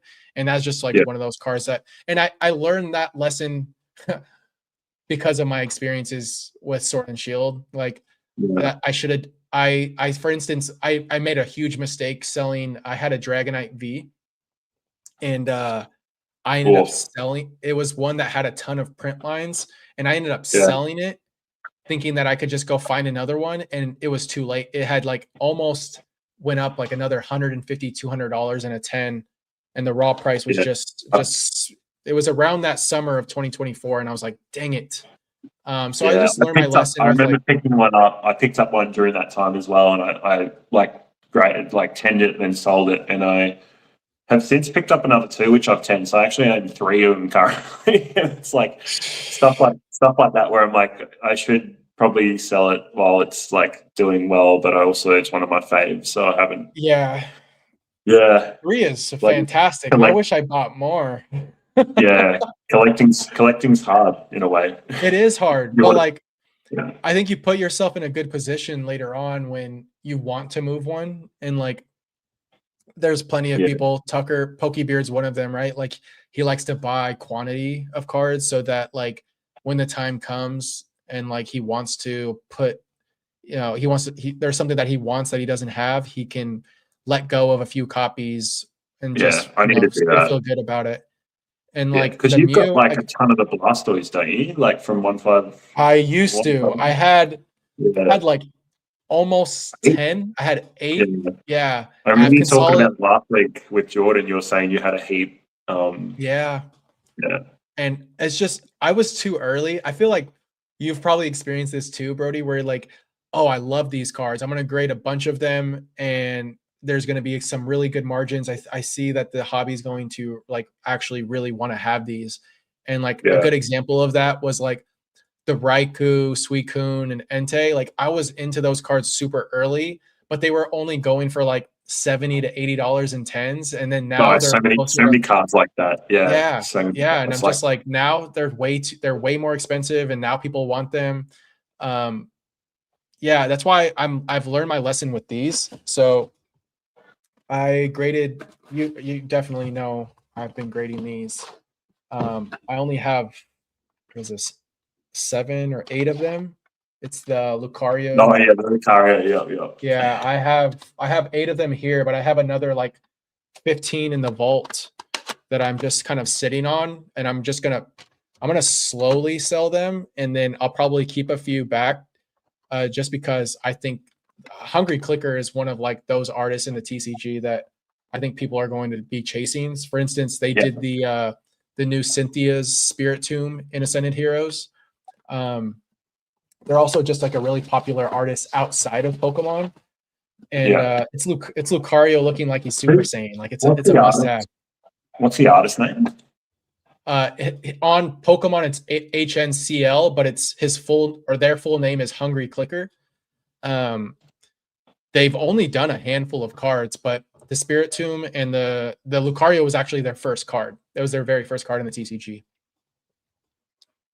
But yeah, just cards like that where I'm like, they did like one of my new favorite Tyranitars, the Paldea Evolved Half Art Holo. Oh, you know yeah, the one? Yes. It's like that is, if that card was like released in like the EX era, like that would be like one of those like the artwork on that straight away. I was like, man, this is like, that is good art for Tyranitar. That is insane. I'll pull it up. Yeah, so and I did try to 10 one, and it came back and I think it was like an 8. So I definitely need to pick that card up in a 10. I think I'm just going to buy a 10 rather than try to source a raw copy. But they're fairly cheap right now. Like it's so funny when I sent Lucario, it's number 135 in the set. It should be. Why is it not showing up? Oh yeah, there we go. There's more pages. This is all of their art. It must be one of the first. Oh yeah. You know, it's funny because this almost looks like an Akira Egawa art to me. Like it has a lot of similarities in terms of the style, or like Kawaii. Maybe Kawaii. Maybe it looks more like Kawaii, but yeah, this card in like if it was in the early EX era, like same with the Houndoom. Like it's so good. There's so many cards that if they got like the alt art treatment of just like extending that to the full card, they'd be mega chasing. That's one of my other side quests is like trying to not grade them at the moment, but collect like the good half art cards. And obviously like I've gone back and done that with some of the Pokemon that I really like, but just any cards that have good artwork that are like a mint, I'm trying to. You might see me post on my story on Instagram every now and again. I'll be like looking for, like I was trying to get the Ghastly from Phantasmal, I think that, and then what else was I trying to get recently? The Ghastly's pretty cool, I thought, so I wanted to grab that. But yeah, is the Ghastly the same one that's the reprint Cosmo foil extended? Yeah, same one. Yeah. This I picked up years ago, but like this sort of stuff is the artist is Tokia. I don't know how you pronounce Tokia. How do you spell it?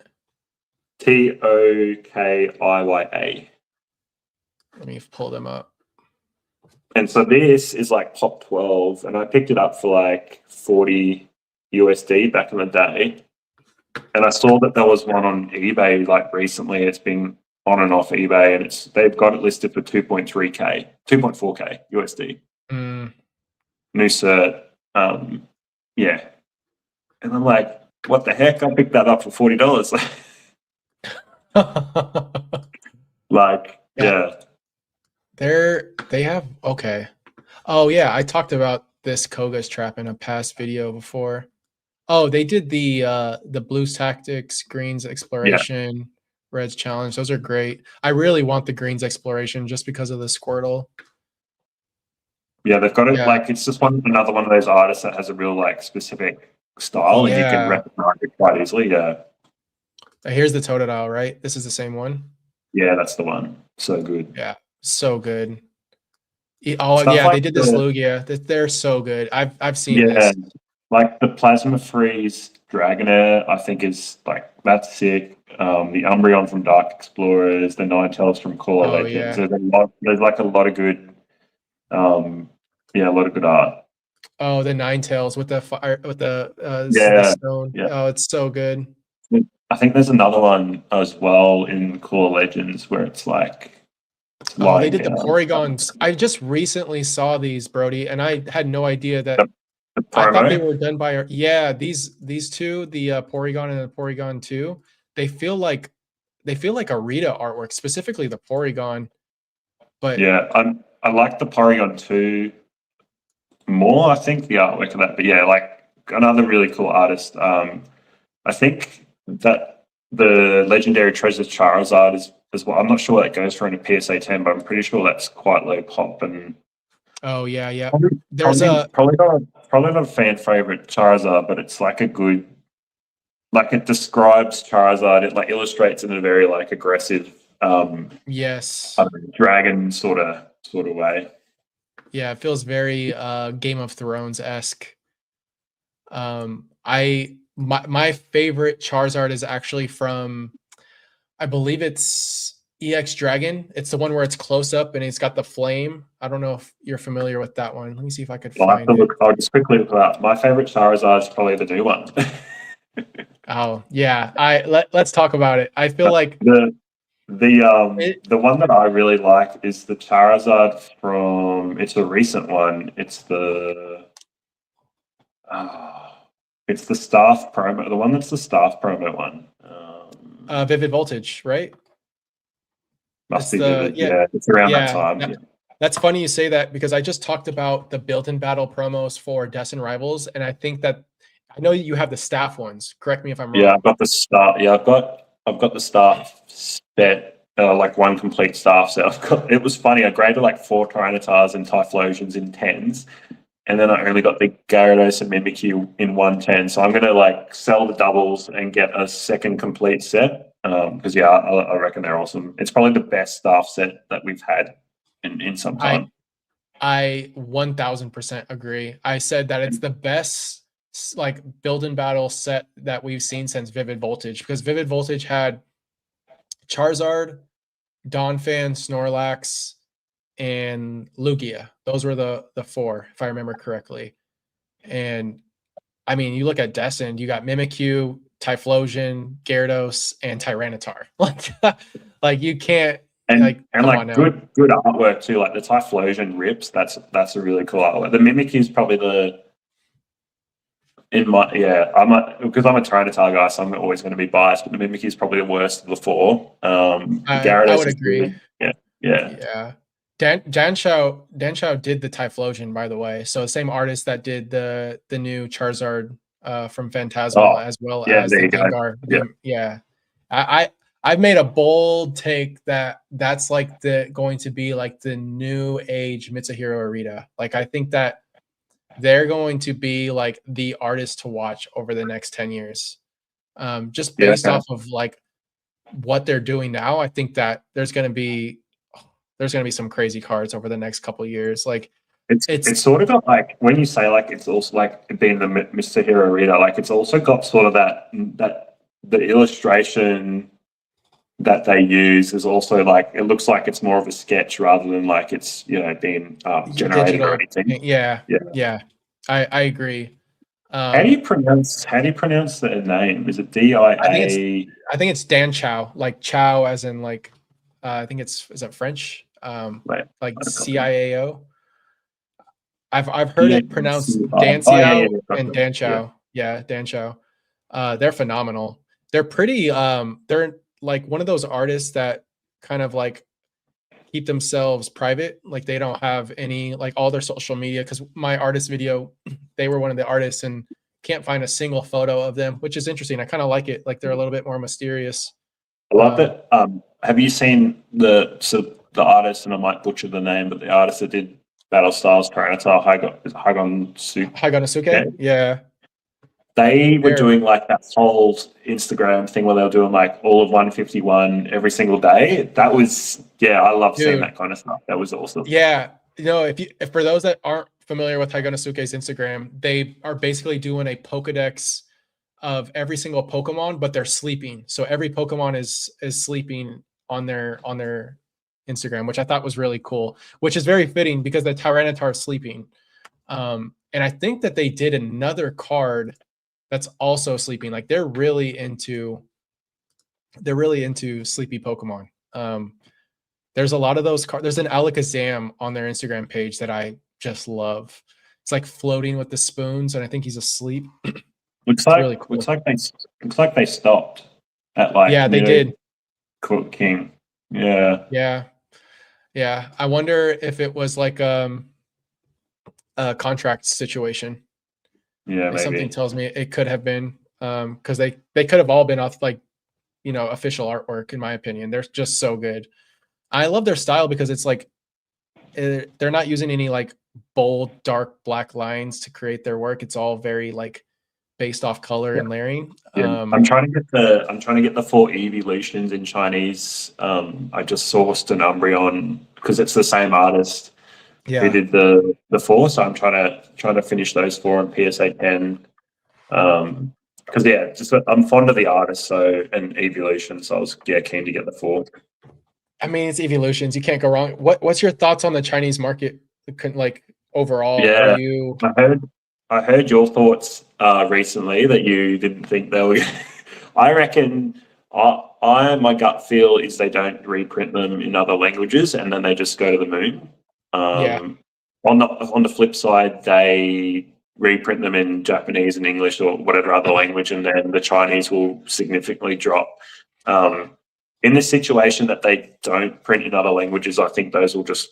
I think they'll. Continue. Yeah, I think people will see past the Chinese label and because I'm keen to grab the Pikachu. I'm keen to get all the Pikachus now. That, like once I've done the EVs, I'm going to get all the Pikachus, and so be it if they end up printing them in Japanese. Like I think if they printed those in Japanese, it's like way more insane. Like I think people would just go crazy for them.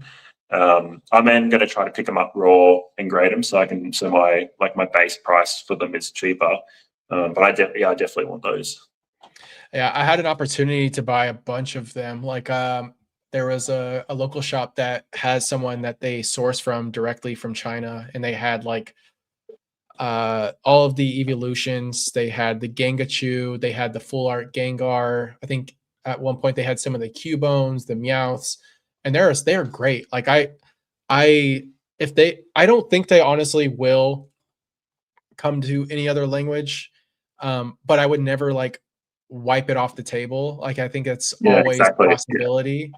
Like for instance, I don't think they're going to reprint the Mew, that special Mew that they got. Like that's going to stay exclusive, because if they did, they would just destroy their own market, and I don't think that they are going to want to do that. That's the other reason I think they won't do it, is like they don't want to impact that growing base for Chinese cards. I don't think. Yeah. I totally agree. Yeah, it's unfortunate though, because like there are cards like the Arcanine, the special illustration rare that I really like. It's one of the few Terras that I think are just really well done. And I just have a hard time. I'm already picky about Japanese. Like a lot of my Japanese collection is primarily vintage that's just exclusive to Japan. Like the McDonald's promos, those are some of my favorite cards. I'm really glad I picked those up when I did, because I don't know if you're familiar with those, Brody, like the bubblegum Squirtle where he's blowing the bubble. Oh yeah, the old Japanese McDonald's. Yeah, the old 2003 e-readers. Yeah, like that's one of my favorite Squirtle cards of all time. And I remember you actually messaging me when you picked those up, and you were like, "Hey, like this is the price you paid," and then they'd gone up. Dude, that's Squirtle. Something about Pokemon cards that mention bubble that just want to pop, man. Like I got that card for $350, and now it's like a $3,000, $4,000 card. Like I never would have thought, because they weren't hard to find, they're not hard to pull, but I think the pack price just kind of pushed them up. And like we were living in a weird time where cards are being spiked in price based off of memes. Like we can talk about like the Solosis because it's the same what is it, like the Booger Mew or whatever they coined it as.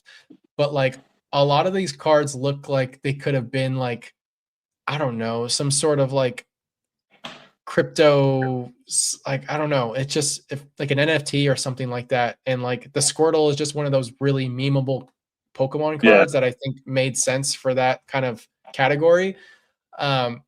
But I never would have thought it would have gone as far as it has. But we live in crazy times in this hobby, and like I look at trying to complete prismatic special illustration rares, and I'm like, this seems so overwhelming. For instance, Sword and Shield's biggest set has 17 alt arts, which is Evolving Skies, but we're getting sets with 30 plus special illustration rares.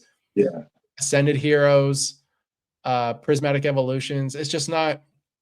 They're making like collection goals harder and harder with more demand, less supply. Like, I think I'm gonna. I think that's another reason why I haven't jumped into anything yet. But I think what I might try to do is like I definitely want to get that Charizard, and I think if they continue with the like printing the alt arts with their whole evolution line, that could be like a small subset. Like they're doing the Dragonite. What else have they done? They use Zygarde. Like Zygarde, not a big fan of Zygarde, but if if they do something, like if they continue through Mega and do that, I might look at something. Yeah, I think it's going to be at least one Pokemon that gets that treatment in every Mega set. And I swear, if we don't get a Blastoise that gets that love, I'm going to be so upset. There's no way that they do a Mega Venusaur and a Mega Charizard and not do Blastoise. So I think like that would be.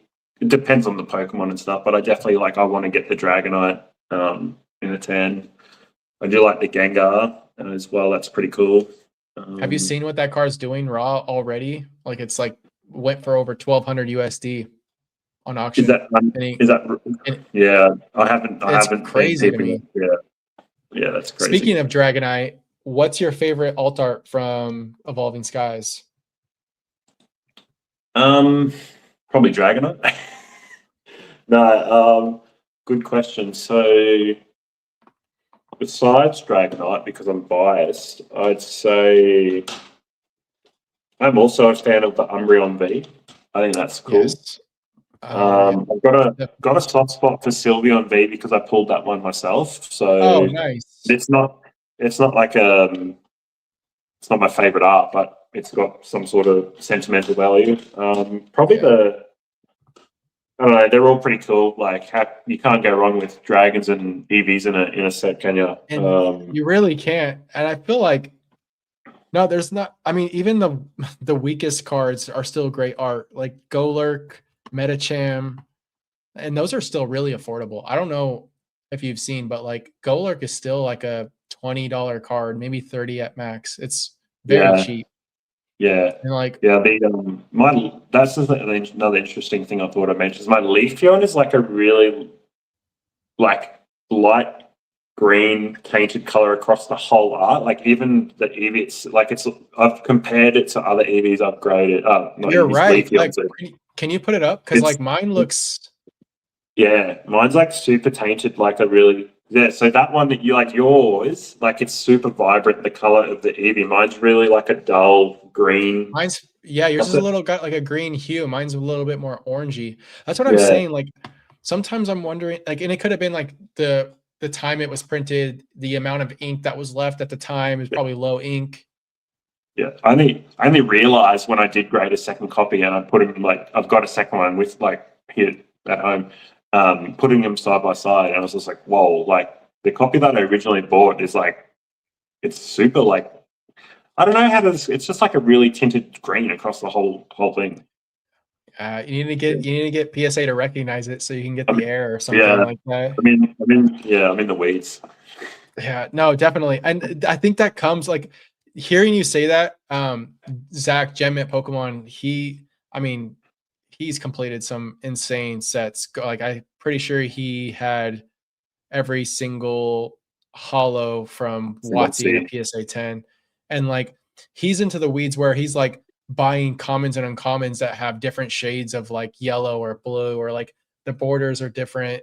And like I think that comes with like just, you know, getting you're able to complete so much stuff. You get like so into the weeds that you're able to catch like these little changes and variances across cards.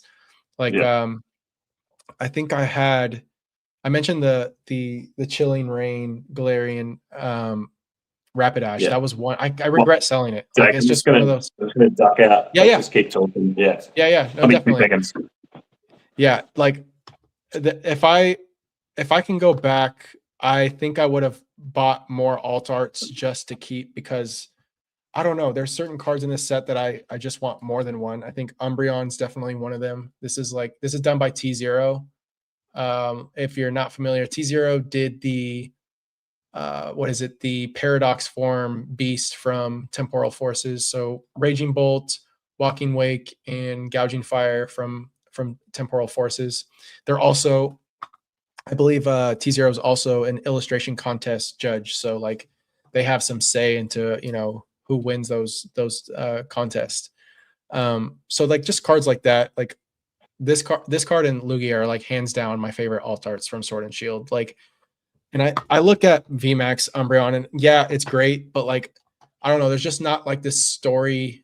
I mean, it's cool. It's Umbreon reaching for the moon. Like I get it. Like it's great and all, but I don't know. This, you have so much more going on here with the Pinsir. You have the Grim Snarls.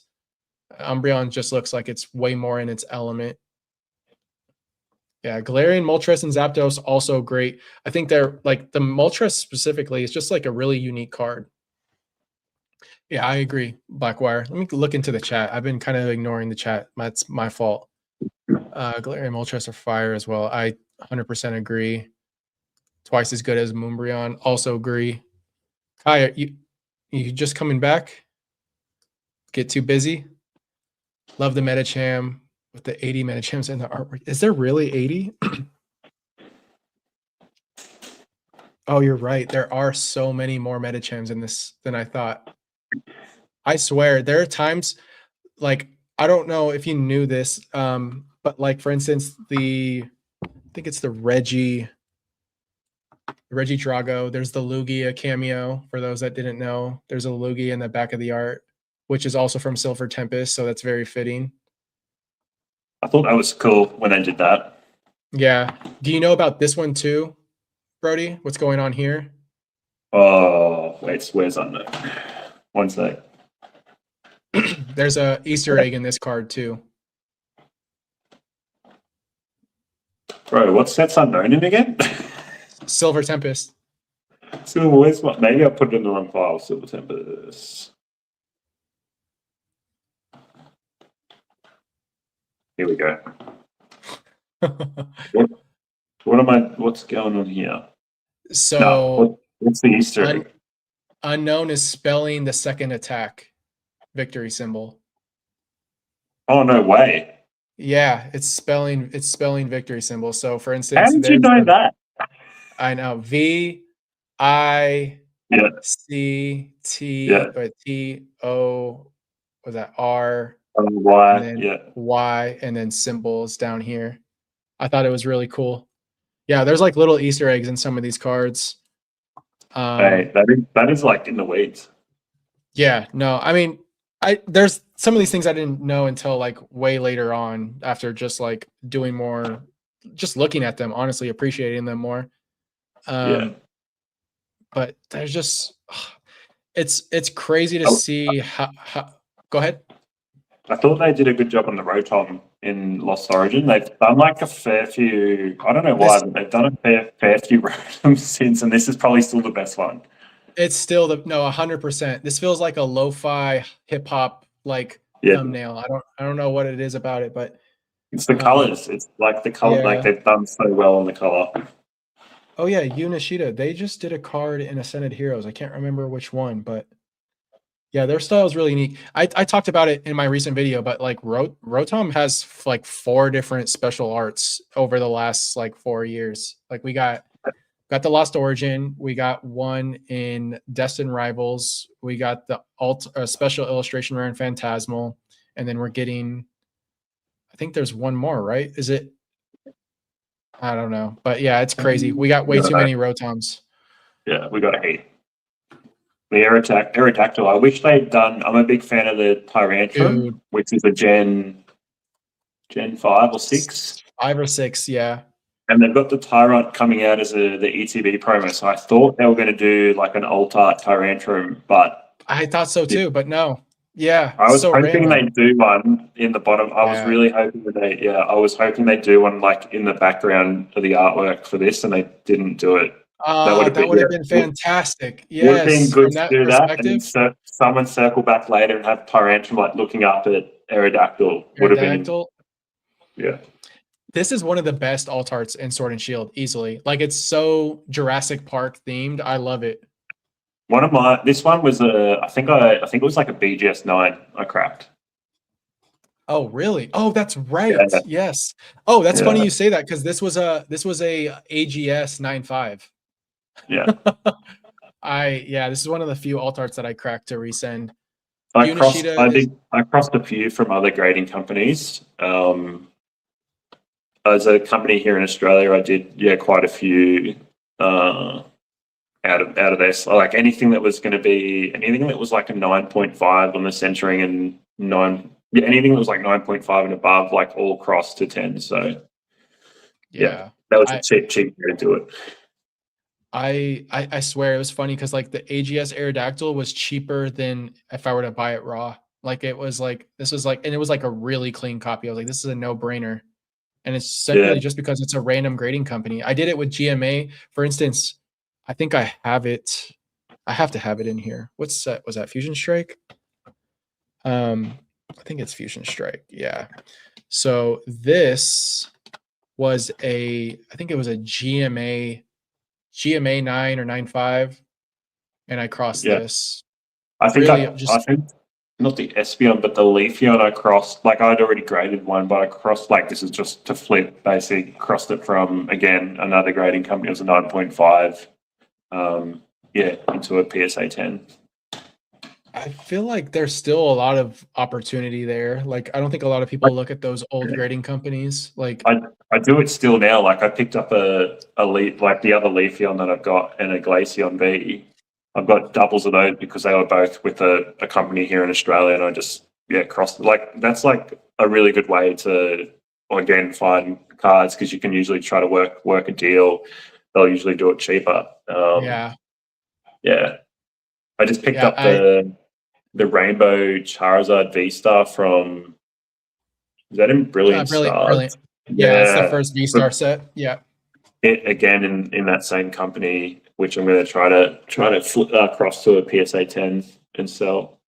Yeah, I need to go back to doing that, because I think they're still like those weird grading companies. Like I mentioned, no one looks at AGS anymore, and that's funny because that's like the old tag basically. It's like the AI grading company, and then GMA I think it's like HGS or something like. There's so many random acronym grading companies that kind of came and went during that first pandemic boom, and we still have one here that's pretty adamant. I never really looked. It's called, I think it's DGS, Diamond Grading Services. It's just another local one, and I don't understand why people don't just stick to like the big 3, or maybe I guess tag too. People are grading with tag more, but like for me, it's just like PSA is king, and it seems like you also tend to agree that with that, like aside from the one Beckett submission, you kind of just keep it in one place. Is there a reason you decided PSA after having such a good experience with Beckett? I think like maybe back then was a different answer, but like my answer now is just because of how easy it is, and like the user process, like all that, like the grade review, even stuff like grade review. Like there's so much, like I don't know what the term is, but like the user experience is just night and day. It's so good, and that's probably what keeps me there now, and just the value, like the ROI on cards. The liquidity is just it's night and day with these other companies.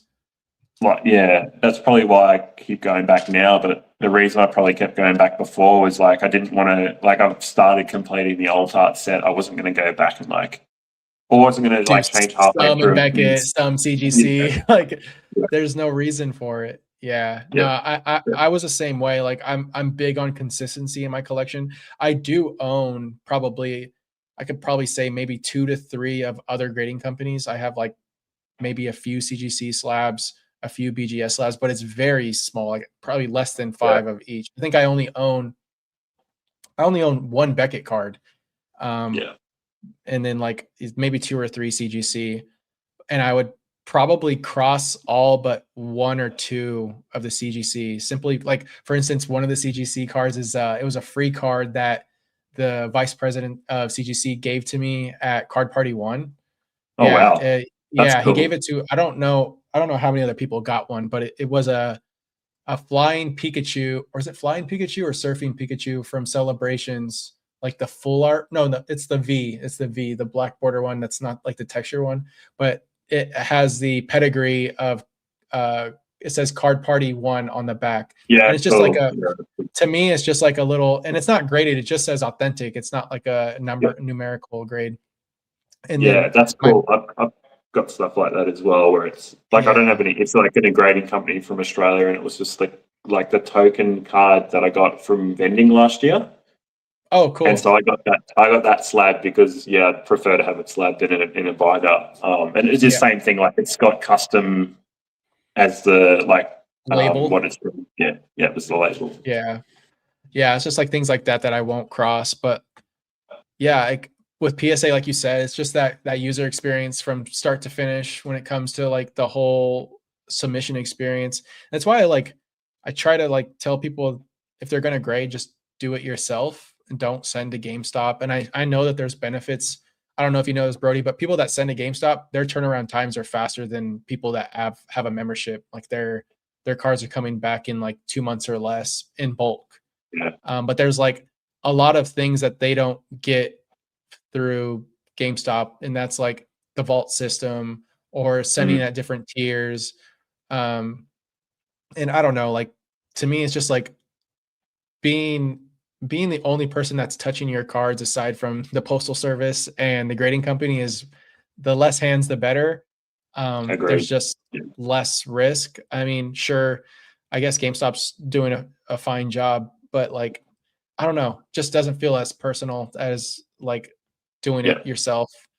And like, I'm big on that. Like, just if you could ask all the questions in the world, but until you just like start doing it yourself, you're never going to know if it's for you or not. That's why I'm like always trying to push people to grade at least once. Yeah, I'd prefer not to like have used a dealer through this whole process and just had done it myself. But that's like the cards we're dealt, right? And like we've got to do it that way. So until and I think like things the will tariff get thing better. changes, I hope so. I'm maybe I'm too optimistic, but I think things will improve for people like you that grade as much as you do. I think the Hong Kong thing is a step forward. Maybe they'll start grading in Germany for you or somewhere that's closer that makes more sense for you. Like I know that I think it's Germany that's supposed to start. Good. Like Japan would be ideal. Japan's exactly. Yeah. So we'll see. Have you sent anything that's actually like gone to grading at Japan, or is it strictly always coming to LA? I've always sent it. It's always used to go through LA, and then whether it went to like the East Coast office. Sometimes I did have packages from FedEx come back through. I don't know where the office is exactly, but they would come back from there. So I did have a few times where it was on the East Coast, but the majority of the time it used to be out of LA. Santa Ana. Yeah. So it's funny you say that. Recently I've had great submissions come back from Florida. So like on the East Coast, which is weird because like, and it's happened once or twice in New Jersey. Like some of my submissions were hitting New Jersey. I'm wondering if it's just like they're trying to train new graders in Florida and they're like sending a lot more modern there for those new graders. Cause I definitely know, at least with like actual vintage, with like sports vintage, cause like I think all the Pokemon is still considered modern. So I don't know if they have different graders for like vintage Pokemon that with like modern Pokemon. I know for sports they definitely do. Sports, So they like, must they might maybe like maybe the senior graders look at like like I guess if they had a base set Charizard come through, maybe Yeah, someone definitely. They second definitely item. have at least 2 to 3 people looking at those cards.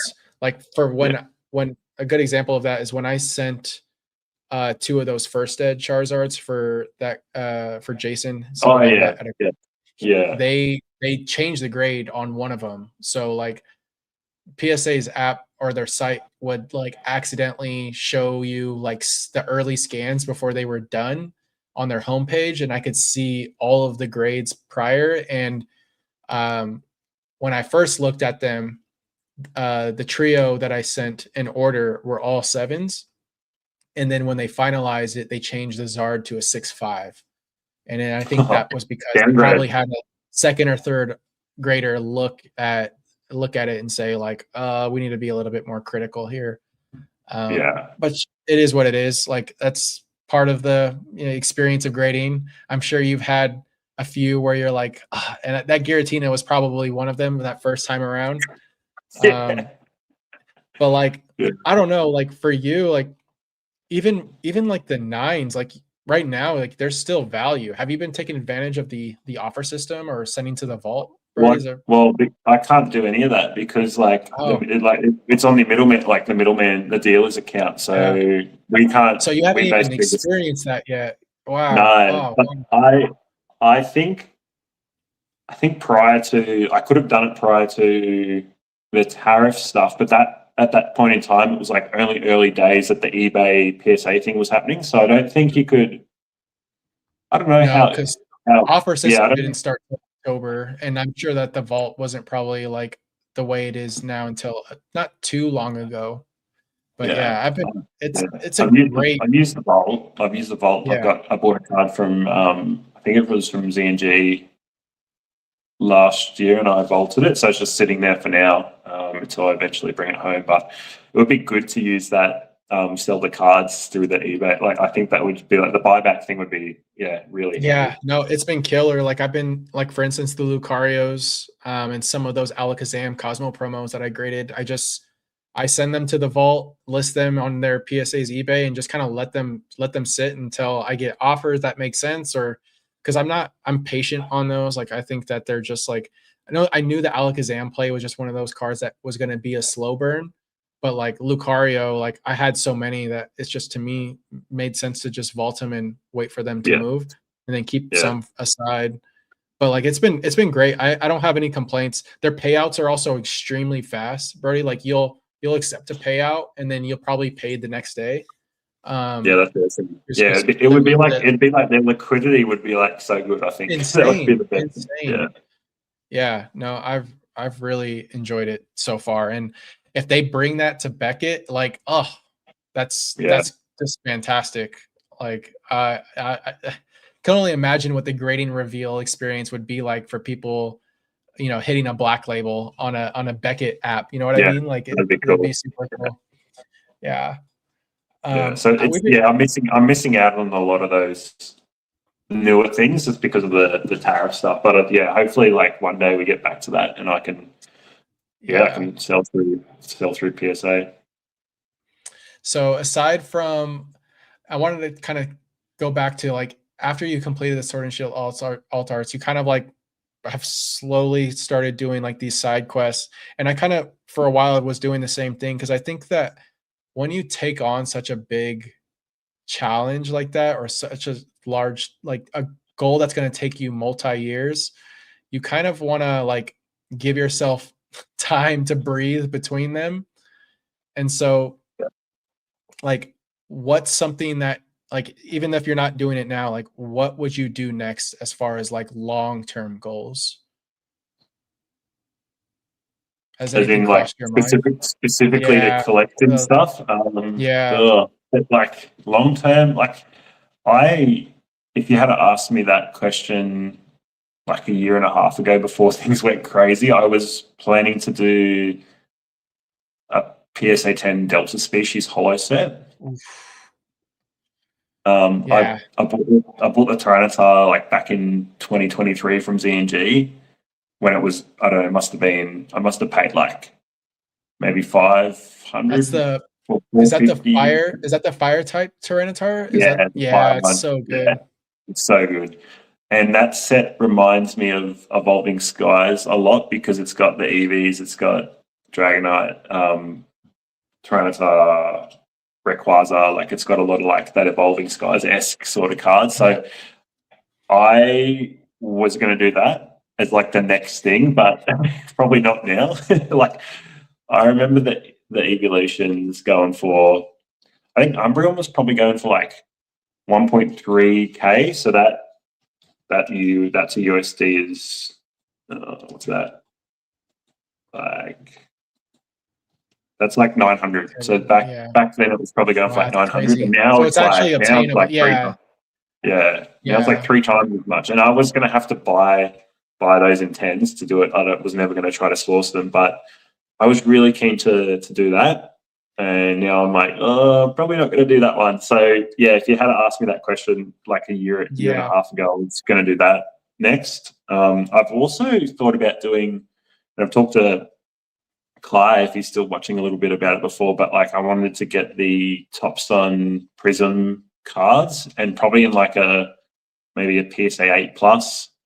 They're Those all are pretty great. cool. Like, yeah, and they have like the artwork's really like nostalgic, like it's that real old I think there might be some Sugimori in there. Yeah, I think so. Artwork. And they've got different patterns, like there's different foil, there's like the cracked ice, there's a square, there's probably like 3 different ones, and they're quite hard to find. Because some of them are stickers too, right? If I remember correctly, like they're like sticker cards. Or am I thinking of the ones I'm looking at are like not the sticker ones. I don't know what the set. I don't even know what like the set is that they're from. Tops and Prism. Like if you look up like Top Sun Prism Flareon, I picked one of those up when I was in Japan at the end of last year. It's probably only going to be like a PSA 5, but that was sort of like the start of that. Yeah. It's like it's like got a foil background. This one, I believe. Like blue, red, and green. Yeah, like one of those. Yeah. So I picked up one of those when I was overseas, and I've sort of had a long term. Hopefully, have a plan to get those graded into like 8 plus. I think Shug collects these too. Yeah. And the other thing I wanted to collect a while back was, and it was more like really niche, was like do base set hollows, but do the 4th print, which is like the Australian UK version. Yeah, that would be sweet. So I was thinking of trying to do that in like PSA 10, but there's like so few of those cards, and they go for it. I think like the pop on them is like they're all really low. Yeah, combined like a PSA 10 across the board, there's probably less than like 40. So yeah, that's crazy to me. And I'm in a similar boat. Yeah. Like sorry. I wanted to do, for instance, the gold stars and 9s. And so I mean I was doing them when they were more affordable. And now I look at like the gold stars from Team Rocket Returns or EX Deoxys, and I'm just like, I don't know how feasible it is. But who knows? The hobby might be different in 5 to 10 years. I don't know. I did let go of Regirock and Registeel for the Umbreon and Espeon from Neo Discovery, just because those were just more aligned with my goals as a collector. And I think the Regirock and Registeel are probably some of the weakest gold stars overall, just as far as like demand goes. So like I thought, I can always revisit those later on. But like I definitely won't be letting go of any of the ones that I have. They're those cars that like, even if I don't complete it, they're too good to let go of. Like the copies that I got are just really strong, and the prices I got them at. But yeah, for me, Scarlet and Violet has been a slow burn.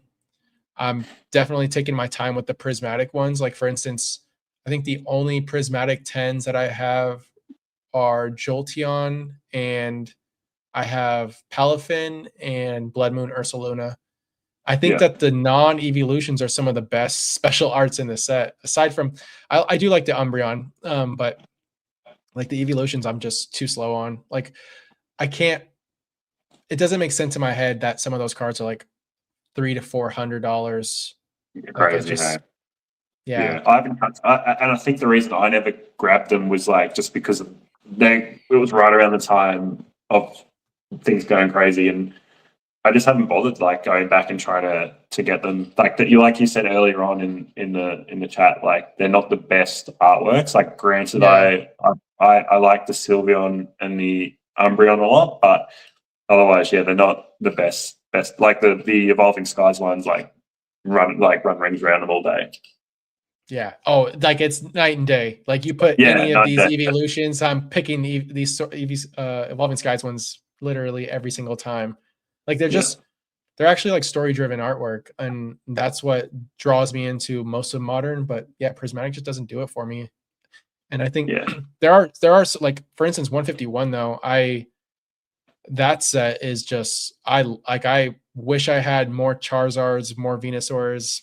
I had a lot of Blastoises, but like I think that I've talked about it a lot enough probably, but yeah, those cards are just, you have the entire evolution line in one set of all three starters. Like to me, they're no brainers, but yeah, yeah, Mega Evolutions has been more enticing, I would say, or more like I feel better about that just because maybe not Ascended Heroes right now, just knowing how many special arts are in there. There's like over 30 yeah. special arts. But like the quality is like, oh, I can find these pretty easy. I think Mm-hmm. like the Charizard I haven't been able to find yet. I think it's just like Right. that one's probably gonna be kind of tough. But for instance, the rest of those special arts I already have at PSA, like Lopunny, Yeah, no, Sharpedo, Rotom. yeah, And then I yeah. mean Mega Base has some good ones that I still need, Gardevoir and Lucario, but their quality is like you can actually go back to like I wasn't sourcing a lot of Scarlet and Violet special illustration rares online. I was buying them in person because of just how bad the quality is. Like I didn't even want to risk it on eBay. I was doing that with Sword and Shield. I was buying a lot of Sword and Shield alt arts. Like I remember buying Genesect, a few other Celebi, all raw cards on eBay, but I definitely wouldn't do that with Scarlet and Violet. Mega though, I think I'd feel better about it, like just knowing how good that quality is. And I think once you see them in hand, you'll be like, oh wow, these are like Yeah. impressive. I'm looking forward to it. I'm gonna follow Yeah, up on that reel and be like, hey, I've got my cards. yeah, let's go. Yeah, no, I've had Yeah, really good experiences with grading that set so far, specifically Mega Evolutions base, and I think I have probably like 30 or 40 more of those illustration rares right now at PSA that's from. crazy. Yeah, That's I think crazy. I Yeah, have. I feel like I'm only really starting to get back into it. Like I think between everything going crazy, I took sort of a step back. I finished the alt art set, and now I'm finally feeling like things are a bit cool, like less crazy, and One Yeah. Piece is getting really attention. It's like, oh, I'm gonna start like getting back into grading a few more cards because I really didn't grade that much last year. I was really only trying to complete the alt art set. Yeah, But yeah, no, I'm keen I'm to grading see them more than start I've ever. recovering. Yeah, I've been grading so much more this, like I would say the later half of the year, and it was mostly just to sell. Like I wasn't like, aside from maybe a handful of cards in every submission, I was selling most of it. Let me share, but I have. Let me go and let me remove this. Let me find. Is it this one? Add to stage, but can I change this? Give me a second, y'all. Sorry. Share screen. Here's what we have at PSA right now. I just sent this off because it was like it has a really nice swirl on Oh, the man. bottom right. Yeah, cool. Yeah. It looks Where did nice. where did you pick that up? That was a local shop that had this. The back looked pretty good. I think it's gonna get a chance at a 9, maybe a 10. We'll see. And then a lot of the stuff is modern. So I sent Shenpao in Japanese, like one of my favorite legendaries from Scarlet and Violet. Shuckle, Good chuckle. I have like 3, 4, yeah, 4 of the I think 4 of those, 3 or 4 of the helioptiles. I think 2 of these, maybe 3, 2, and then a ton of Steelix. Yeah, I grabbed like 3 of those from the one seller on eBay the other week. Yeah, got a few Spiros too. Yeah, that's cool. I didn't know this was the same artist as that Pikachu, but after looking at it again, it totally is. Yeah. I just know that there's sooner or later going to be a special or an illustration of every Kanto Pokemon, and I think that's going to be, something that people chase after in the next couple of years. You mean across like multiple eras? There'll be like all 151 will get done. Yeah. Yeah, similar to what we've seen with like from Scarlet and Violet to Mega, like we're still seeing like illustration rares kind of travel through each block, and I swear there's no reality that Pokemon is as successful as it is without illustration rares. I think that this is just a staple to every set going forward. Going to be insane knowing how many there are going to be over the next 5 to 10 years. Yeah, I think we'll be overrun with illustration. Like that'll just be the stand. Like I feel like that'll just become the bulk. Yeah, that's scary to think about, especially with Japanese. I think that because you're like guaranteed 3 to 4 a box, that leaves a lot of bulky illustration rares. I mean, there'll always be cards like Magikarp or some of those, more in-demand popular Pokemon illustration rares, but there's going to be a lot of affordable ones. This Absol is also extremely slept on. I think this one's like going for like 250 right now. Is that Arita? Yeah. I don't know if you know this, Brody, but Arita did the Dark Marowak from Team Rocket Returns, and I actually remember you talking about this. Yeah, it's really cool. It's like I think it's standing on the same corner, like the same like detailed trim, like rooftop. Excadrill, this card is so slept on. There's like some weird stuff on these scans. This can't be my card. Black and white? Black and white? Yeah, black and white. Yeah, Black Bolt. This is also Arita. Arita is just insane. And then Vaporeon, and then a few more of these Bulbasaurs. Like, look at these, like the quality. The stamp promo is like really bad. Quality. Yeah, it's really bad. Yeah, and it's weird. I don't know why that is. It's got to be printed somewhere else, or blades weren't sharp when they were cutting those. Classic promo print. Yeah, quality. Definitely. Speaking of classic print quality issues, how was it grading the Charizard promos from the UPC for you? Oh, hard. That was like I bought heaps of copies. Hey, I remember. And then they in the time that I was waiting for like the last sub to finish, they shot up. Like the sealed pack shot up, and all the individual Charizards shot up in price. So I was like, man, if these don't get 10s, this is going to be expensive. Yeah, that's impressive. I think I graded. The VMAX was easy. The VMAX is like a way higher 10 rate than the other two. The V-Star? Yeah. The V-Star were like, yeah. I think those should definitely be I think they need to be a part of the set. It just baffles me that they're not.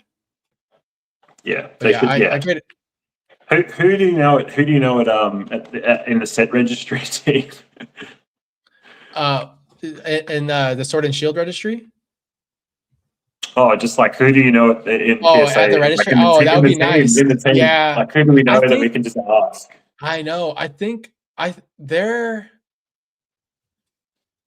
was a YouTube video that I watched with people that worked for the registry, but I think they were on like they were in like the sports category. I wonder if I could potentially reach out to them to like get in touch with like their Pokemon person. But I know that would piss a lot of people off. just don't mention Crown Zenith. Yeah. That's it. Yeah, no, honestly. Yeah. But dude, this Dugong is so good. I sent 2 of these. and then a ton of 151. I'm trying to go for a sequential set of the Japanese Oh, nice. starters. Is the illustration resin Phantasmal as good as Mega? It's actually like hit or miss. Like I've had some that look just like Mega, like the quality looks perfect, and then I've had some that felt a little bit more like Scarlet and Violet, where there's like white dots on the corners, which was like literally like so common throughout most of Scarlet and Violet, I would say. I Yeah. think Destin Rivals had pretty good quality overall. But like for instance, Black Bolt and White Flare, like it's almost like a white dot on every single illustration rare. Yeah. I have the Hydreigon in a PSA 10, and that was like when I found a minty copy of that, I was like, I got to get that. Yeah, I paid, that's funny. like I paid way over for it.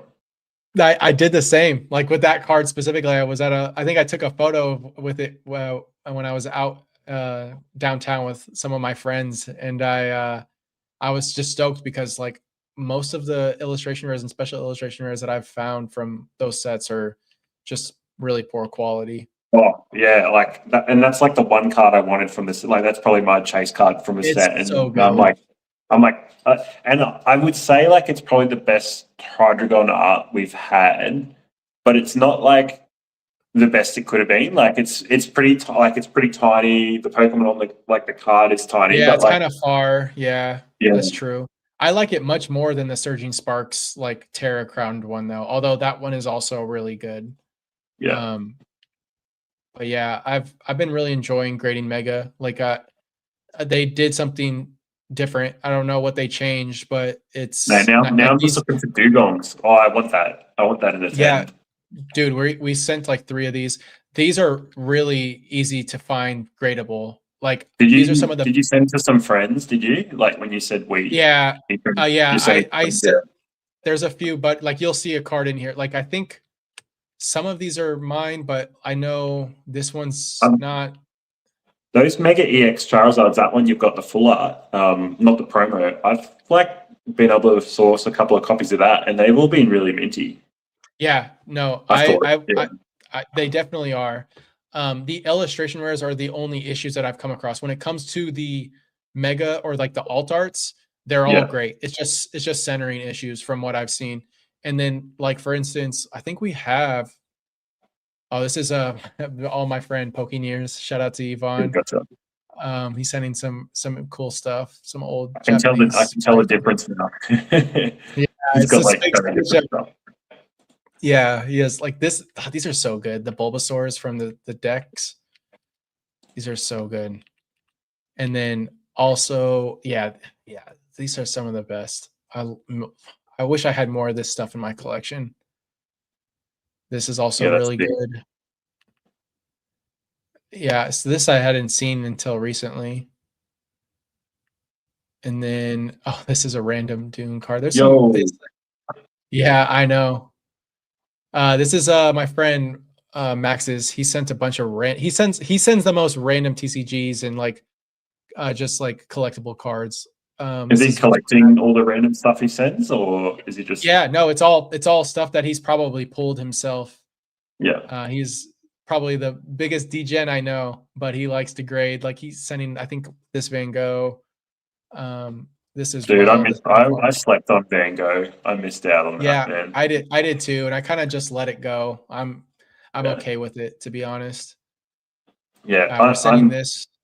One of the other things I should have mentioned was like I made it like a goal to try to collect. Since the Taipei Pikachu Pokemon Center promo, I've wanted to collect like every Pokemon Center Pikachu since then. So I've got like the 3 boxes. I've recently picked those up through Retro, the 3 boxes. Shout out to Retro. Which is and it's funny, like it's a funny story. I feel like an idiot, but I was talking to Kai. I'm like, man, like for Australia, like where's the best place for me to source Japanese boxes? And like I've watched Retro for ages now, and like I follow him on Instagram, and I always see him post his like daily or like every second day he'll post like new prices, and it never occurred to me that I should be like, oh hey, like can you ship from Japan direct to me? Like I thought he was always just servicing I thought he was just always servicing the US market, so I've never No. thought to ask. And Kai's like, oh, retro, and I was like, oh, really? Yeah. So I ended up this Dude, is only recently. I got him really good, a really good price on them too. So Oh, I love that that. was one of the other things. Side note on the Pikachu stuff was I'm going to try to collect the promos All of the PSA Pokemon 10, Center promos. everything since the Type A. Yeah. Oh, I love that. I think that's cool. Yeah. You don't have to, it's probably best that you don't go back because some of them are pretty expensive, if I remember correctly. And that's why I was like, I'm not going to go back. I'm just going to go stop. From here, I'll go forward.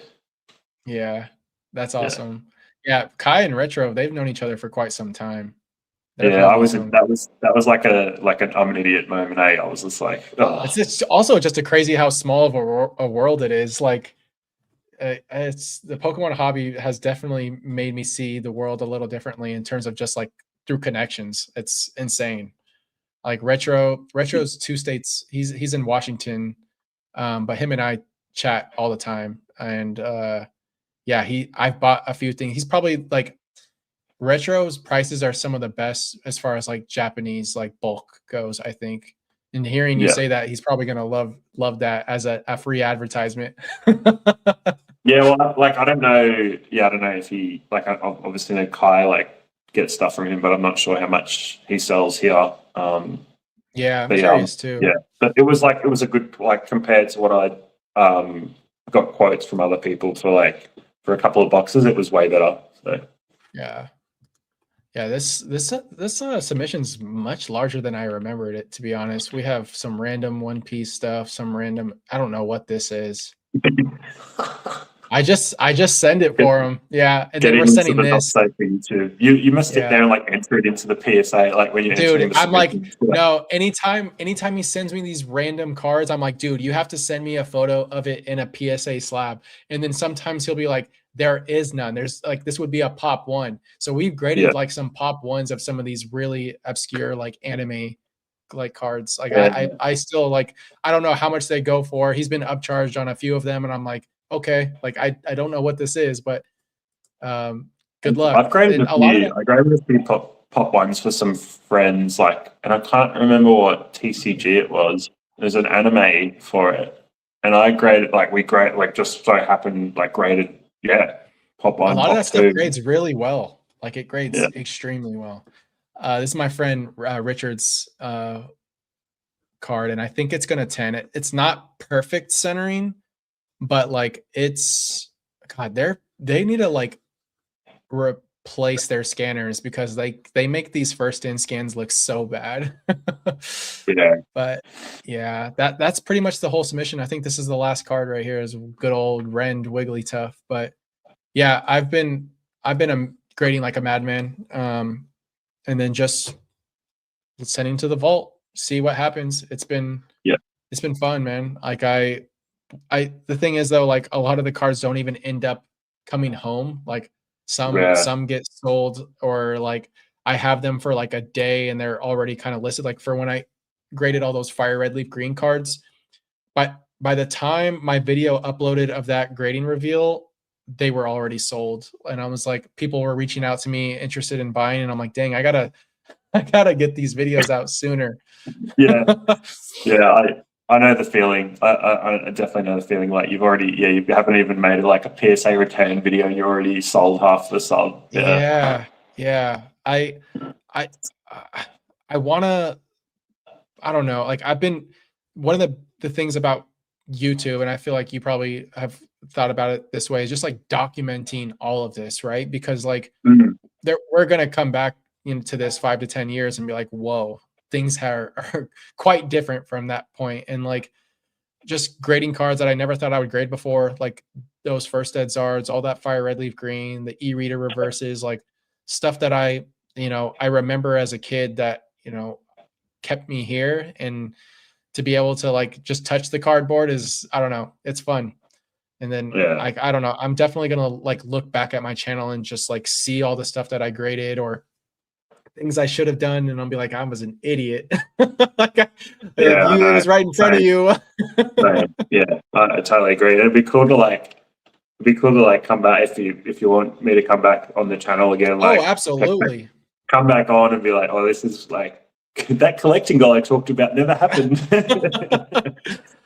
Yeah. Remember No, Delta Species? Yeah. yeah. No, to me, it's just like, it's hard when prices have gotten to the point where it's just insanity. Like, I'm just like, how is this sustainable to me? And Yeah. so it's hard for me to like stand by that sometimes because the cards just keep going up. Like No, they that's just like that's why I sold. Like I had I graded a second Evolving Skies Umbreon VMAX back oh when wow. I Yeah. graded them. I graded them like back to back subs back in, I don't know, whatever year it was, and I sold like the second one because I was like, oh, these prices can't keep going. This is like a 10,000 pop card. Like how can this keep going? And this year or last year and this year, like it's at all time highs, and I'm like, Yeah. what's going on? Yeah. Yeah, I know. I just, 20,000 pop and it's still 3,000 plus card. Like it's yeah, baffling. Um yeah, I know we've been going for like 2.5 hours. yeah. I I'll kind of just wanted to like, probably have to wrap yeah, up soon, but yeah, yeah, that's what I um, was thinking too. yeah, But I cool. have one question for just like people in the chat. Like, do you have any advice after completing such a goal for like someone that wants to attempt something like that, but like I don't know, maybe feels a little discouraged knowing that like prices are the way that they are and just the way that the hobby is, or like Mm, if there's something that you learned from doing this, like what would you want to share to like someone that also wants to achieve something to this level? yeah, that's a really good question. Like that's a really good question. I think like put it out there is probably like that's one of the things that benefited me most was that people knowing I wanted to do it. Yeah. And I think like putting yourself out there, like on social media, I'm not like, I don't like to claim that like I like to post all the time, and I'm not trying to show off in any way, but it's like trying to just share your journey and bring people along on the journey is like a really good way. Besides like collecting and finishing the set, it's like a really good way to grow friendships and stuff. Separate to Pokemon, the community is the C word. Yeah, no, It's definitely. like, yeah, it's like doing that will really help, I think, in the long run when you're trying to complete like a big set or whatever it is. Like if people can help you along the way, it makes things so much easier. Yeah, I agree.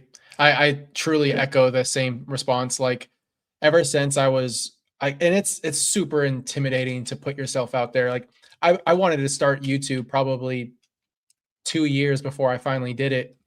And it's nerve-wracking, man. You're being a little bit vulnerable, but I don't know. It's like you said earlier, you had people helping you, along this journey. And I think that I wouldn't be able to, do this myself if I didn't, put myself out there and meet people like you. And like, yeah, I think is super important. And that's why I wanted to bring you on because like, yeah, I feel like we went back and forth on this while we were doing it. And I'm the same. Like I don't have this set to show off. Like there are people with bigger and better things in this hobby, but I think like, and I've talked about it on maybe one or two of my cards and coffee videos, but like I think it was Java. He put me in a video alongside some other people like Catch 'em All Collectible, like Dan and who was it? It was somebody else, but I was honestly like, I don't know. They saw me as like the collector boy diamond handsing this set while it was like going at like all-time highs. And it's not about the money, it's not about the value. We were yeah, collecting this stuff when I mean the value made a lot more sense than maybe it does now, but it's more so about just showing others what's possible if you actually stick to a goal and stay determined and put yourself out there and just share your progress like you and I have been doing. I don't know, man. People, as much negativity as there is in this hobby, there's also like a really core positive aspect to the hobby that I think keeps us all in there. And it's just like rooting for one yeah, another. And I've been yeah, carefully watching you like slowly chip off each and every card. and I don't know, man, it excites me. Like I like to see others in this hobby succeed and, you know, reach their goals. Cause like, I don't know, Retro's talked about it too on his channel. Like if you're building a business in this hobby, like from his perspective is like, you have to, you know, everyone has to win. Like you can't be the person that's, you know what I mean? And like, I Yeah, I don't saw know, that. like Video. It was, yeah, that resonated such with a me great too. Like, video. I really, Yeah. yeah, it was a good video. Mm. Yeah. But yeah, I don't want to keep you too much longer. We're almost hitting that 3-hour mark. Brody, this has been amazing, dude. Like, I'm so glad this, by the way, this is the first time Brody and I have met face to face. We've been going back and forth with audio messages on Instagram for the past nearly 3 years. I'm so glad that we were able to make this happen. So thank you for coming on. Seriously, likewise, you're supposed to be the first guest, but yeah, I just scheduling's tough. That's my fault. I get that. My fault. No, we both have lives, and yeah, can't say thank you enough. And we'll definitely have to do this again in the near future. And yeah, business as usual on Instagram. Awesome. Thanks, Jake. Thanks everyone for tuning in. Of course. Yeah, definitely. For those that are still here, thank you so much. And make sure to go follow Brody on Instagram and go yell at him to make more videos on YouTube. Brody's content's great. Definitely subscribed with notifications on, and you should be too. So yeah, thank you all. And thank you. What? Yeah. Yeah. So thank you everyone for tuning in. And this is episode 2 of JohtoFM Radio. We will see you soon. Peace.